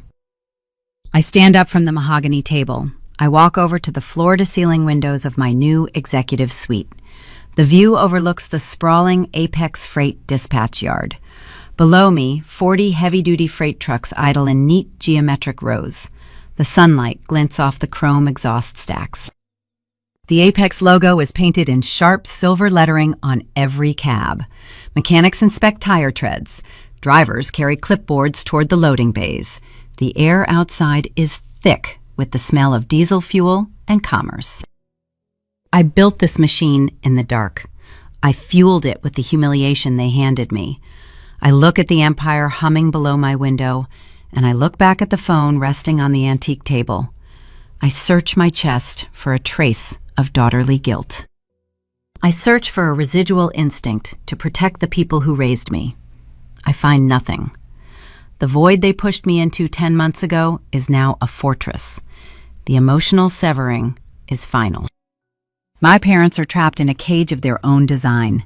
They are fighting a ghost named Vanguard Holdings, begging for mercy from a corporate veil designed to remain deaf. They think their only hope is the daughter they discarded. They do not realize the savior they are calling and the executioner they are fleeing are the exact same person. The digital trap is officially locked. The automated warning phase has served its psychological purpose. My parents are awake. They are terrified. They are bleeding cash trying to retain retaining attorneys who cannot locate the true owner of the debt. It is time to escalate the conflict from digital threats to physical consequences. A certified letter delivered by a postal worker is a polite warning. An eviction notice handed over by a uniformed courier is a physical reality. I pick up the desk phone. I dial the dispatch center on the ground floor. Tomas answers. Dispatch. Tomas, I say, my gaze fixed on the heavy trucks rolling out of the yard. The grace period for the Spanish Town property is over. I need you to draft the formal 30-day notice to vacate. You want it sent certified mail, Tomas asks, the scratch of a pen echoing over the line. No, I reply. The stakes require a personal touch. Print the Vanguard Holdings mandate on heavy cardstock. Put on a clean Apex Freight uniform. I want you to drive the largest courier truck in our fleet to Marcus's historic cottage. Park it directly in his brick driveway. Walk up to the front door and hand the eviction notice to him directly. Tomas lets out a low, gravelly chuckle. A personal delivery. Understood. Once he signs for it, I continue, take a secondary truck, and deliver the foreclosure intent notice to the Garden District. Hand it to Richard Dixon. Let them see the logo on your uniform. Let them start trying to connect the dots. The line clicks as Tomas hangs up to prepare the routes. The final sequence is in motion. The paperwork is printed. The engines are running. The collision they never saw coming is driving straight to their front doors. March in southern Louisiana is heavy and damp. The azaleas are blooming in violent shades of pink, signaling the approaching spring. But the air inside my executive office is climate-controlled to a precise 68 degrees. It is the first of the month. The date circled on every financial calendar. The deadline for survival. I call Mason Wheeler, my corporate attorney, at 8 in the morning. He answers before the first ring completes. Mason, I say, staring at the flashing red delinquent status on the Vanguard portal. The Spanish Town file is closed. Execute the final default clauses. Do not offer a settlement. Do not offer a repayment extension. Trigger the physical eviction process. Understood, Elena, he replies. The scratch of his pen sharp against the silence. The paperwork is drafted. Shall I dispatch the standard parish process server? I lean forward, resting my elbows on the antique mahogany table. No. A parish process server is a bureaucrat. A process server operates with anonymity. The people we are evicting rely on anonymity to hide their failures. We are going to make this highly visible. I am using my own fleet. I hang up. I dial Tomas on the dispatch floor. The logistics are simple, but the execution requires precision. I instruct Tomas to select two of the largest, most obtrusive commercial vehicles in the Apex Freight fleet. I tell him to wear a freshly pressed company uniform. The crisp navy shirt with the silver Apex logo embroidered across the chest. At 10:30 in the morning, Tomas pulls a massive 24-foot box truck onto the narrow, brick-lined streets of the historic Spanish Town district. The roar of the heavy diesel engine echoes against the quaint, pastel-colored cottages. The air brakes hiss with a sharp, pneumatic screech as he parks the massive vehicle directly blocking the driveway of Marcus's pale yellow house.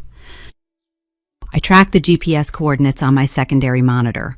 I watch the blinking blue dot halt exactly at the target address. According to Tomas, Marcus opens the front door before the doorbell even chimes.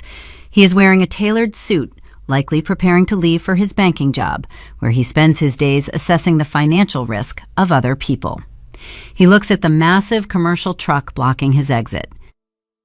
He looks at the uniformed driver climbing down from the cab. He assumes it is a delivery error. Tomas does not carry a clipboard. He carries a heavy, legal-sized envelope.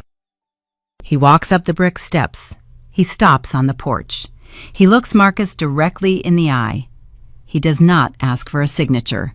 He simply hands him the envelope. Marcus takes the heavy paper.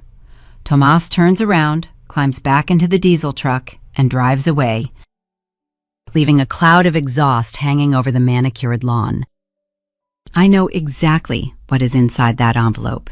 It is a formal 30-day notice to vacate the premises. It is stamped in red ink by Vanguard Holdings. The document cites the catastrophic failure to satisfy the terms of the mortgage. It outlines the immediate seizure of the asset. The house my parents bought to secure Marcus in their social orbit is officially gone. The first domino falls. 58 minutes later, the second blue dot on my GPS monitor stops moving. A secondary Apex courier truck, driven by a senior driver named Hayes, turns into the sweeping circular driveway of the Garden District Colonial. Hayes parks the heavy vehicle in front of the pristine white columns. He walks up the brick steps. My father answers the door. Richard Dixon, the man who priced my exile at $90,000, is handed an identical legal envelope. This document is a foreclosure intent notice. It details the acceleration of the home equity line of credit. Because Marcus defaulted on the primary loan, the collateralized debt tied to the Colonial Mansion is called due. The notice demands immediate payment in full, not a monthly installment. The entire principal sum, $800,000, due in 30 days, or the property is seized. I sit in my office, watching the GPS blips return to the warehouse yard. The physical deliveries are complete. The ghost they have been fighting just knocked on their front doors. The ensuing panic is a documented phenomenon. My cousin Madison, the family gossip, who inadvertently alerted me to the Thanksgiving smear campaign, texts me at 2 p.m. The message is a frantic stream of consciousness. Elena, you need to call Mom and Dad. It is a disaster. Dad is screaming at his lawyer on the phone. Someone is trying to take the house. Marcus is getting evicted. They are saying a company called Vanguard is liquidating them. Mom is hyperventilating in the kitchen. Call them. I read the text. I set the phone face down. I do not reply. I can picture the chaos unfolding in the pristine Colonial. My father, stripped of his arrogant executive posture, realizing the depth of the trap he walked into. My mother, gripping the granite island, watching the foundation of her social identity crack under the weight of a certified letter. The frantic scrambling begins. According to the intelligence Sarah gathers from her network of financial contacts, my father spends the next 48 hours calling every vice president at his former corporate bank. He attempts to restructure the home equity line. He begs for a massive, uncollateralized bridge loan to pay off the Vanguard debt. The bankers decline. They review his credit profile. They see a retired executive drowning in high-interest shadow loans tied to an insolvent proxy son. In the financial sector, loyalty ends where liability begins. The men my father played golf with for 20 years politely tell him they cannot authorize the risk. He is cut off from traditional capital. Desperation breeds paranoia. My parents realize Vanguard Holdings is not a normal lending institution. Normal banks answer their phones. Normal banks negotiate short sales or forbearance agreements. Vanguard operates like a machine, deaf to pleas and immune to negotiation. My father hires a private investigator. He authorizes a $10,000 retainer for a former federal agent turned corporate investigator located in New Orleans. The mandate is simple. Penetrate the corporate veil of Vanguard Holdings. Find the CEO. Find the human being holding the paper, so Richard Dixon can fly to their office and negotiate a settlement face-to-face. The investigator spends a week digging. He accesses state registry databases. He pulls incorporation documents. He traces routing numbers. But Mason Wheeler is a brilliant corporate attorney.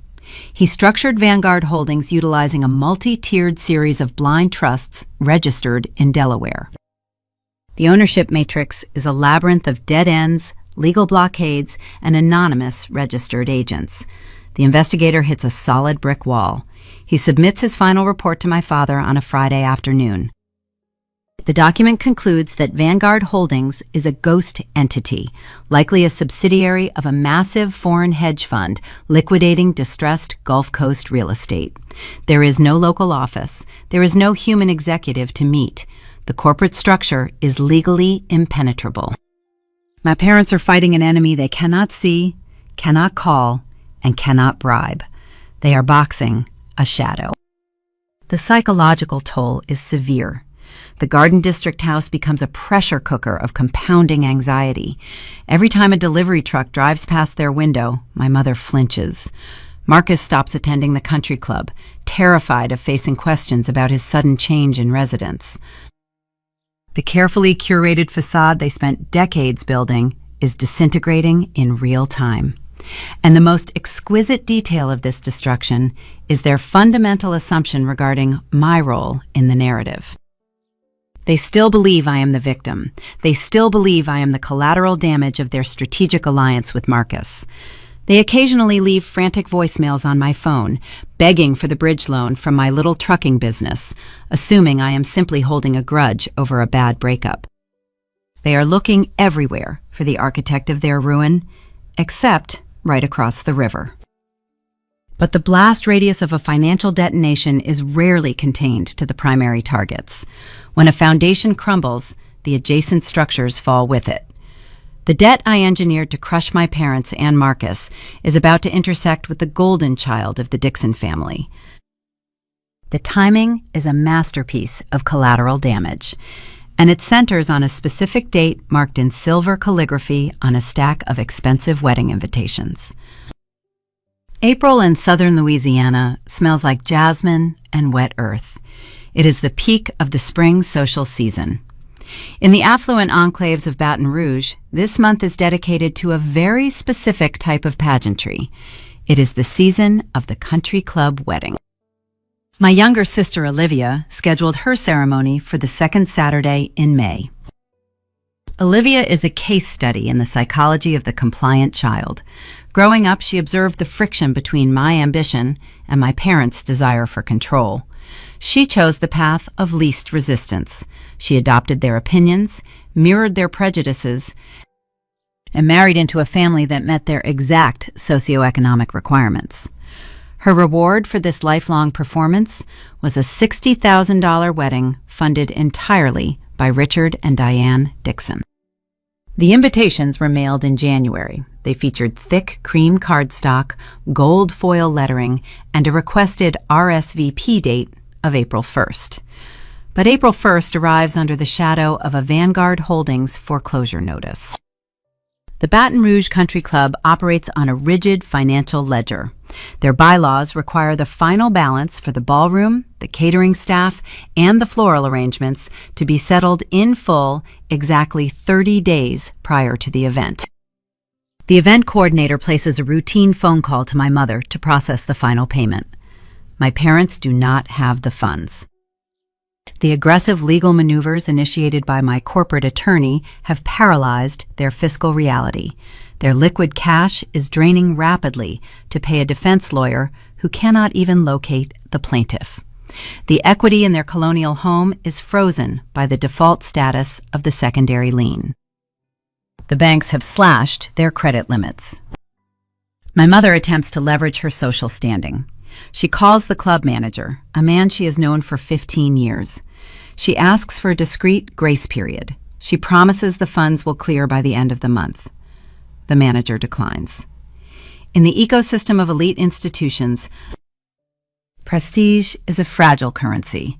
It only holds value when backed by actual capital. Without the payment, the reservation is scrubbed from the master calendar.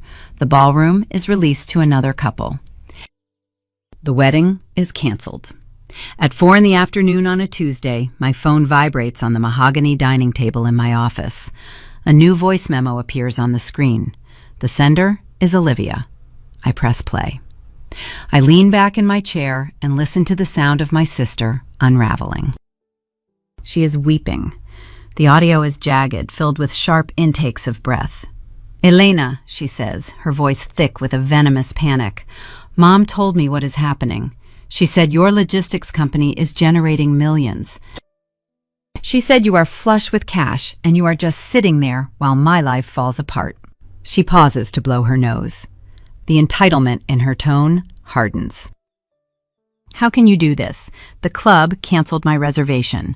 My florist is threatening to sue me for breach of contract. You have the money now. You could fix this with one wire transfer.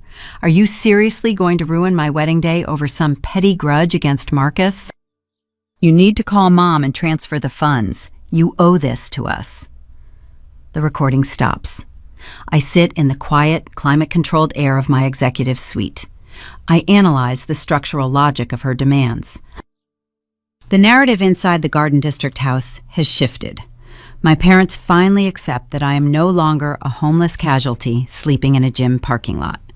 The rumors of my corporate success have penetrated their bubble. However, instead of feeling remorse for my exile, they have recast me as a villain. Olivia does not acknowledge the reality that our parents stole my life savings to buy a house for a stranger. She categorizes my eviction as a petty grudge. She demands I write a $60,000 check to rescue the very people who left me with $112 in my checking account. In a toxic family system, the scapegoat is always expected to set themselves on fire to keep the golden child warm. When the scapegoat refuses to burn, they are branded a traitor. I do not feel a single tremor of guilt. I do not feel the urge to explain the mechanics of the Vanguard Holdings acquisition. Explaining the truth to people committed to their delusions is a waste of operational energy. I pick up my phone. I open the text message thread with my sister. I type 7 words. I use the exact phrasing my father used when I stood in his kitchen and begged him for my stolen business capital. You are an adult. Figure it out. I press send. I slide the phone into my desk drawer. I close the drawer. I return my focus to the regional shipping manifests. The consequences of that text message cascade through the Baton Rouge social circuit with lethal speed. Gossip travels faster than freight. The event coordinator at the country club complains to the catering manager about the sudden cancellation. The catering manager mentions the bounced payment to a bartender. By Friday evening, the story leaps from the service staff to the tennis committee. The Whisper Network ignites. The narrative is catastrophic for my mother. Richard and Diane Dixon defaulted on their own daughter's wedding. They are insolvent. They are putting up a facade. The social exile is immediate and unforgiving. The women who normally invite my mother to charity luncheons suddenly stop returning her calls. My father arrives for his standard Saturday morning golf tee time and discovers his regular foursome has already teed off without him. In this specific zip code, financial failure is a contagious disease. No one wants to stand too close to the infected. But the deepest casualty of the gossip mill is Olivia's relationship. Her fiancé is a junior partner at a prominent regional law firm. He comes from a family that values optics above all other metrics. He proposed to Olivia because the Dixon name carried a specific, polished weight in the community. When the whispers reach his law firm, the calculus of the marriage changes. Aligning himself with a family facing public foreclosure and whispered bankruptcy is a professional liability. According to the intelligence gathered by my cousin Madison, the fiancé visits the Garden District house on Sunday afternoon. He sits in the pristine living room. He does not offer a financial bailout. He suggests they pause the engagement. He tells Olivia they need to postpone the ceremony indefinitely until her family resolves their complicated fiscal liabilities. He leaves the ring, but he takes his distance. The Dixon family dynamic shatters. It is not my vengeance that breaks them. I did not plant a false story in the local newspaper. I did not call the country club and cancel the venue. I simply enforced the legal parameters of a contract they willingly signed. They are broken by math. They are destroyed by the inescapable arithmetic of living beyond their means to project an illusion of superiority. They spent decades treating capital as a weapon to control their children, and they are now bleeding out from a self-inflicted wound. The social death of my parents is complete, but the physical eviction remains on the calendar. The 30-day grace period mandated by the foreclosure intent notice is rapidly expiring. My parents can no longer hide behind drawn curtains. They must secure a new residence. They must purchase cardboard boxes and packing tape. They must walk through the spacious rooms of the colonial mansion and decide which pieces of their curated life will fit into a budget rental property. The physical reality of losing their crown jewel is setting in. The date of their departure approaches. I mark the day on my calendar. I do not plan to attend their moving day. I have a much more precise method prepared to signify the end of their era, involving a simple trip to a stationery store and a familiar piece of brass. The 15th of April arrives with a steady, unrelenting rain. In the broader financial sector, this date signifies tax deadlines and fiscal reckoning. Within the secure servers of Vanguard Holdings, it marks the execution of the final seizure protocol. At 9 in the morning, the digital phone on my desk lights up. Mason Wheeler is on the line. "The deed is recorded, Elena," he states. His voice carries the crisp professionalism of a corporate attorney delivering a successful verdict. The title transfer is complete. Vanguard Holdings is now the legal owner of the Garden District property. The Dixon family has officially vacated the premises. I open the servicing portal on my monitor. The status indicator next to my parents' former address has shifted from a blinking red warning to a solid terminal black. The classification reads, "Real estate owned." There is no grand celebration in my office. No champagne corks pop. I simply nod, thank Mason for his precise execution of the law, and disconnect the line. I do not drive across town to watch them load their belongings into a moving truck. I do not need to witness their humiliation from the driver's seat of my Porsche to feel the weight of the victory. The intelligence I receive from the periphery is more than sufficient. My cousin Madison, acting as a real-time chronicler of the family collapse, sends a series of text messages throughout the morning. The details paint a stark portrait of a dynasty reduced to rubble. Because their credit limits are frozen and their liquid cash is drained by feudal legal retainers, my parents cannot afford a premium relocation service. They hire a discount moving company. 2 men in an unwashed box truck arrive to pack 30 years of curated wealth. They cannot take everything. The sprawling colonial mansion possessed 5 bedrooms, a formal dining hall, and a sunroom. The destination they secured is a cramped 2-bedroom leased condo in a generic beige complex on the far outskirts of the city. The geometry of their new reality requires ruthless subtraction. Madison reports that an estate liquidator was called to the house over the weekend.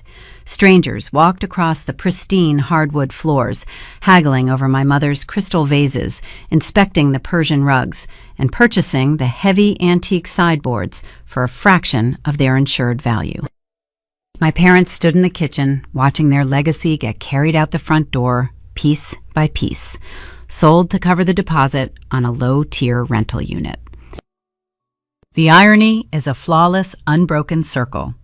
10 months ago, they authorized Marcus to sell my grandmother's mahogany table to appease his debt. Today, they are selling their own heirlooms just to afford a roof. Marcus, for his part, surrendered the keys to the Spanish Town cottage 3 days prior. The high-interest loan choked the last of his resources. The man who lectured me about stability, the man who evicted me because my logistics company was too risky, is now renting a 400-square-foot studio apartment situated directly above a noisy college bar near the university. His polished banking career is hanging by a frayed thread as the stress of his insolvency bleeds into his performance metrics. The board is cleared. The pieces they use to play their arrogant game are swept into the discard pile. At 10:30, I receive an encrypted email from Tomas. He is managing the physical security of the Vanguard acquisitions. Attached to the email is an invoice from a commercial locksmith. The heavy brass deadbolts on the Garden District house have been drilled out. The elegant, historic hardware is gone. In its place, the locksmith installed heavy-duty, industrial-grade steel cylinders. The property is secured, winterized, and staged for a future commercial flip. I look at the invoice. I read the confirmation of the hardware change. A specific thought solidifies in my mind. I stand up from my desk. I put on my suit jacket, retrieve my keys, and take the elevator down to the ground floor. The rain has stopped, leaving the Baton Rouge streets slick and steaming in the midday heat. I drive to Pratt Street, parking near a high-end stationery boutique. It is the kind of store my mother frequented when ordering invitations for her charity galas. I walk inside. The air smells of pressed paper and expensive binding glue. I bypass the colorful displays of greeting cards and approach the premium stock section. I select a single, heavy envelope. It is constructed of thick, cream-colored linen. The texture is rough and substantial. I walk to the register and pay for the single envelope with a $5 bill. I return to my car. I sit in the driver's seat, listening to the rhythmic ticking of the engine cooling. I open the center console. Sitting at the bottom of the velvet-lined storage compartment is a metal object. I reach in and pull it out. It is the heavy brass key. It is the exact key my mother demanded I unclip from my ring on that Tuesday morning in April. It is the metal instrument she asked for, while looking me in the eye, prioritizing the security of her garden club meeting over the survival of her own daughter. I hold the brass in my palm. It is cold. It carries the weight of 1,000 childhood memories, of unlocking that heavy oak door after school, of sneaking in late during my teenage years, of feeling safe. But it also carries the weight of my exile. It is the physical representation of the moment I ceased to be a daughter and became a liability. I slide the heavy brass key into the cream linen envelope. I do not take out a pen to write a letter. There is no need for a lengthy, dramatic explanation. I do not need to detail the pain of sleeping in a gym parking lot or the grueling hours spent building a logistics empire in a windowless warehouse. My parents do not deserve the intimacy of my anger. Silence is the most devastating frequency. I moisten the adhesive strip and seal the flap. I press my thumb along the edge, ensuring the closure is tight. I retrieve a black ink pen from the glove compartment. I write the address of their new, cramped condo on the front of the envelope in neat architectural print. I leave the return address section entirely blank. I start the car and drive to the nearest federal post office. I pull up to the blue collection box sitting on the curb. I roll down my window. I extend my arm holding the thick cream paper. I drop it into the slot. The envelope hits the bottom of the metal bin with a muted thud. It is the ultimate punctuation mark at the end of a very long, very painful sentence. My mother wanted the key. She valued it more than my presence. Now she will receive it back. But the poetry lies in the locksmith invoice currently sitting in my inbox. The brass key opens nothing. The deadbolts are drilled out. The colonial mansion belongs to a corporate holding company. She will open her mailbox at a budget apartment complex, tear open premium linen paper, and hold a piece of dead metal. You wanted the key? Keep it. The lock does not belong to you anymore. I roll up my window and merge back into the downtown traffic. The emotional severing is finalized. The debts are collected. The properties are seized. A lesser strategist would consider the war concluded.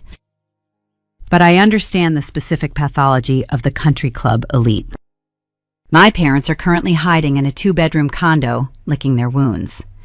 They believe the worst is over. They believe they have hit the bottom of the canyon. They still retain one final asset that Vanguard Holdings could not seize through a foreclosure notice. They retain their membership at the Baton Rouge Country Club. Despite the humiliation of my sister's canceled wedding, Richard and Diane Dixon will attempt to salvage their social dignity. They will put on their finest remaining clothes this coming Sunday. They will drive their leased Lexus to the club for the weekly brunch service. They will walk into the dining room, hold their heads high, and pretend their downsizing was a voluntary choice to simplify their retirement. They will rely on the polite Southern fiction that nobody notices the blood on their shoes. They need the illusion of the country club to survive, which is exactly why the real estate division of Apex Freight spent the last 3 weeks quietly negotiating the purchase of a specific parcel of land. The target is a vast 10-acre commercial lot located directly across the 2-lane highway from the wrought iron entrance gates of the Baton Rouge Country Club. The deal closed yesterday. The zoning permits are approved. The eviction was a private agony. It happened behind closed doors, hidden from the eyes of their peers. But arrogance must be dismantled in the sunlight. I drive back to my executive office to approve the design proof for a temporary construction billboard. The canvas is 20 feet wide. The ink is being loaded into the industrial printers today. The installation crew is scheduled to erect the steel posts on Saturday night under the cover of darkness.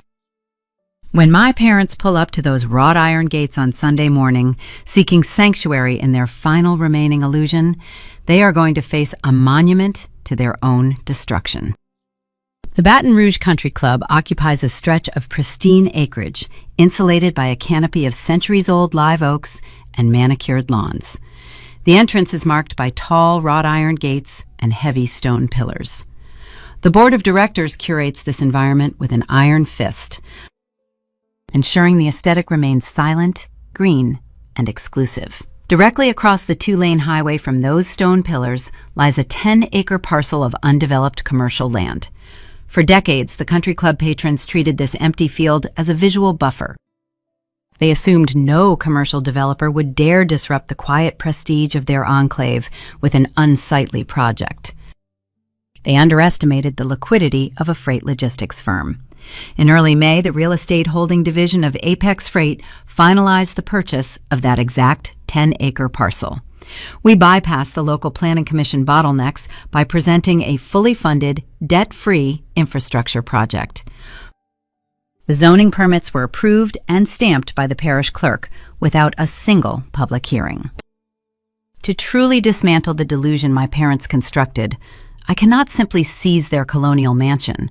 Taking their house removes their shelter, but it does not erase their arrogance. Arrogance survives in the spaces where people perform their status.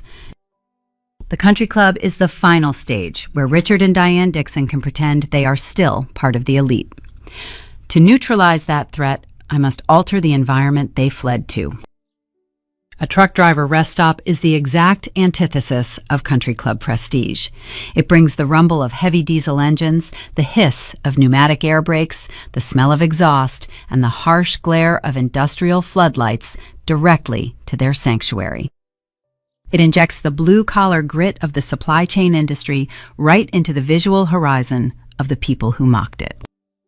I hire a private commercial contracting crew to execute the final maneuver. On Saturday night, under the cover of a moonless sky, the crew arrives at the empty lot across from the wrought iron gates. They drive heavy steel posts deep into the Louisiana soil. They unroll a thick, industrial-grade vinyl canvas measuring 20 feet across and 10 feet high. The material is stretched taut and fastened to the steel frame. The typography printed on the canvas is sharp, bold, and uncompromising. In heavy dark lettering, the sign reads, "Future home of Apex Logistics truck driver, rest stop."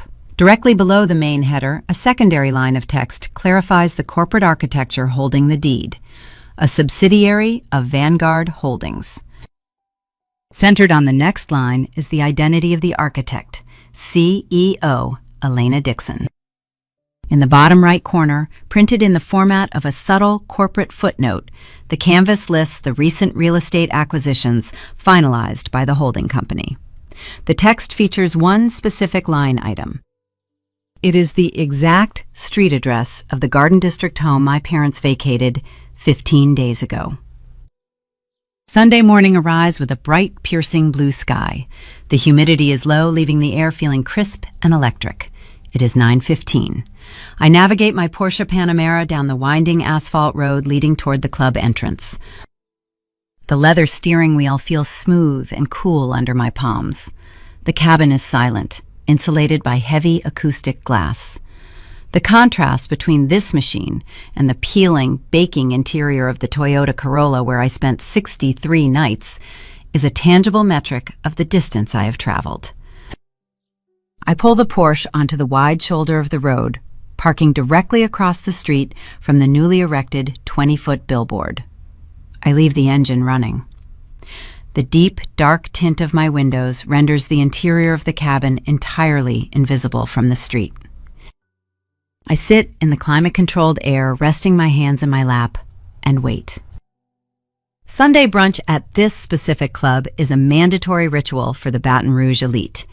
Despite their humiliating eviction, despite the downgrade to a cramped two-bedroom condo, my parents will attend. They will wear their finest remaining clothes. They will attempt to smile over crystal glasses of orange juice and pretend their financial ruin is merely a temporary, strategic reallocation of assets. They will rely on the polite Southern fiction that their peers do not notice the blood in the water. At 9:22, a familiar silver Lexus turns off the main highway and merges onto the private club road. The vehicle approaches at a steady, measured pace. I recognize the rigid posture of the driver through the clear windshield. My father is at the wheel. My mother sits in the passenger seat, wearing her signature string of pearls.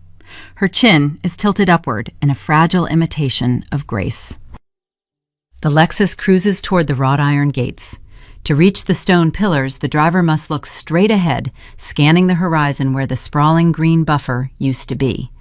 The sun catches the stark white surface of the 20-foot canvas. The physical reaction of the vehicle is instantaneous. The brake lights of the Lexus ignite with a sudden, searing red glare.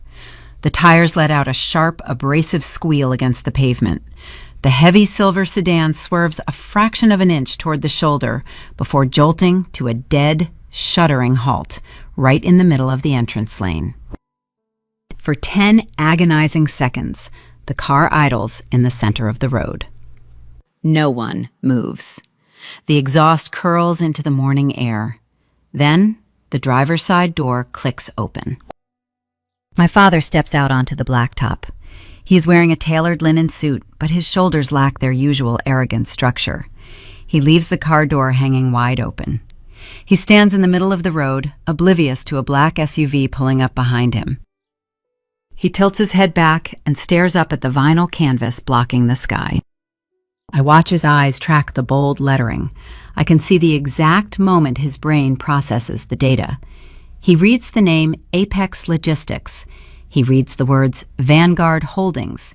He connects the two entities, the phantom corporation that purchased Marcus's debt, the ruthless machine that seized his Garden District mansion, the ghost he spent $10,000 trying to unmask with a private investigator, is not a foreign hedge fund. It is the company owned by the daughter he told to figure it out. Through the passenger window, I observe my mother.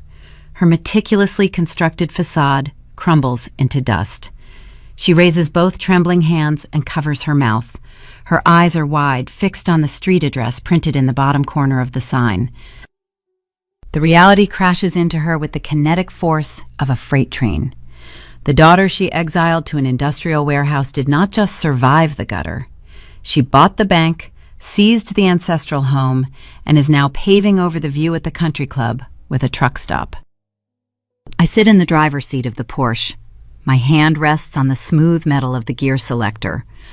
A year ago, sitting in the humid dark of a gym parking lot, I would have craved a confrontation. I would have wanted to roll down the tinted window, look them in the eye, and deliver a cutting speech about the mathematics of their betrayal. I would have wanted to see my father lower his head. I would have wanted to hear my mother offer a desperate, weeping apology. But true power does not require a monologue. True power is a quiet, undisputed fact sitting on a table. The 20-foot sign looming over their heads does all the speaking required. It tells them they are defeated. It tells them their social currency is bankrupt. It tells them the brass key opens nothing and the lock no longer belongs to them. I do not lower the glass. I do not sound the horn. I watch my father stand frozen on the asphalt, a broken man staring at the monument of his own fatal miscalculation, holding up the line of wealthy patrons trying to reach their Sunday brunch. I pull the gear selector into drive. I ease my foot onto the accelerator. The Porsche glides smoothly away from the shoulder, merging into the opposite lane. I leave them standing in the road, suffocating under the shadow of the empire I built in the dark. I drive back toward the city skyline, the low hum of the engine providing a steady rhythm against the pavement. Some wounds heal, and some wounds become the concrete foundation for something much stronger. If you have ever been the daughter expected to disappear, tell me, what did you build in the dark? Drop a comment and hit subscribe. There is a profound, quiet tragedy in watching a family dismantle its own foundation. We are raised to believe that the American family is a sanctuary, a structure built on the bedrock of unconditional support, mutual respect, and shared heritage. We are taught that parents are the ultimate guardians of our potential, the ones who will stand in the gap when the rest of the world turns its back. But what happens when the architects of your life view you not as a child to be nurtured, but as a liability on a social ledger? The story of the Dixon family is not merely a tale of corporate revenge or financial maneuvering. At its core, it is a devastating examination of conditional love and the catastrophic cost of parental arrogance. It serves as a stark mirror held up to the values we prioritize when raising children in a culture that frequently confuses the appearance of success with the substance of character. Richard and Diane Dixon did not fail overnight. Their collapse was the result of a decades-long erosion of fundamental parenting principles. In their desperate pursuit to maintain a pristine country club facade, they forgot the primary duty of a parent, to guide and protect the child you were given, rather than the polished proxy you wish you had. They looked at Elena, a woman possessing the fierce, independent grit that built the very fabric of American industry, and saw only an embarrassment. They saw dirty logistics, rough edges, and a refusal to conform to the quiet, compliant expectations of the Garden District. In Marcus, they found a digestible substitute. He wore the right suits, held the right banking title, and played the right golf courses. To protect their proximity to his illusion of wealth, they committed the ultimate parental sin. They sacrificed their own flesh and blood. The tragedy here lies in a profound lack of emotional awareness. A traditional family structure derives its strength from fairness and honesty. When parents begin to play favorites, when they secretly orchestrate the financial ruin of one child to subsidize the aesthetic of another, they sever the unspoken contract of kinship. The $90,000 bribe paid to Marcus, the silent theft of Elena's seed capital, the relocation of a grandmother's antique table, these were not just financial transactions. They were calculated acts of erasure. The Dixons used their wealth as a weapon of conformity, demanding that their daughter shrink so their social standing could remain intact. True long-term guidance requires a parent to look past their own insecurities and recognize the unique architecture of their child's spirit. It requires the humility to understand that your child's path may not resemble your own, and that their definition of success might not fit neatly into your social calendar. If Richard and Diane had possessed a fraction of this emotional intelligence, they would have recognized the empire builder sitting at their kitchen island. They would have seen the resilience that allowed a young woman to endure 63 nights in the front seat of a sedan while coding a digital freight network. Instead, they chose the fragile comfort of optics. They chose the lie. And in doing so, they taught their daughters a chilling lesson. Your worth in this family is entirely dependent on your utility to our image. Olivia absorbed this lesson by becoming compliant, ultimately finding her own life shattered when the family's financial facade cracked. Elena absorbed this lesson by turning her heart to steel, learning that if her family would not provide a sanctuary, she would have to build a fortress. Raising children with integrity means teaching them the value of an honest ledger, not just in banking, but in human relationships. It means demonstrating that loyalty cannot be purchased with a home equity line of credit, and that true respect is earned through character, not zip codes. When parents fail to model these values, they do not just lose their children's trust, they risk engineering their own isolation. The Dixon parents assumed they held all the power because they held the purse strings. They failed to realize that when you strip a person of everything they have, you also strip them of their fear. You create a force of nature that no longer owes you obedience. This narrative forces us to pause and examine the silent currents running beneath our own roofs. How often do we subtly steer our children away from their true passions because we fear how their choices might reflect on us? How often do we prioritize the comfort of the neighborhood whisper network over the emotional safety of our own dining rooms? The answers to these questions shape the adults our children will become. They determine whether we are raising individuals who will return home with a key or individuals who will drill out the locks. Stories like Elena's resonate because they tap into a universal anxiety about trust, betrayal, and the limits of familial obligation. They remind us that the titles of mother and father are not lifelong immunities against accountability. They are daily responsibilities that must be earned. This is the exact kind of exploration we are dedicated to bringing you. If you find yourself captivated by the quiet strength of those who rebuild their lives from the ashes of betrayal, we invite you to become part of our community.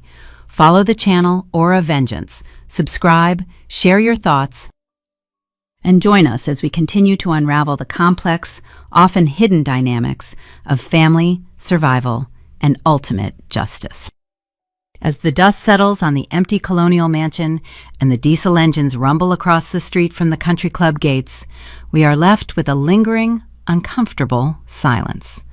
The 20-foot billboard casts a long shadow, but the darkest shadows are always the ones cast inside the home. You can spend a lifetime cultivating the perfect garden, manicuring the lawn, and polishing the brass hardware on the front door. But if the love inside the house is conditional, if the support is transactional, you are simply decorating a waiting room for your own eventual ruin. Look closely at the table where your family gathers tonight. Listen to the things that are left unsaid. What kind of currency is being traded in the quiet moments? Are you building a sanctuary that will withstand the storms of life? Or are you financing a fragile illusion that could be bought, sold, and foreclosed upon by the very people you promised to protect? We all leave a legacy behind. The only question is whether your children will inherit it or if they will be forced to conquer it.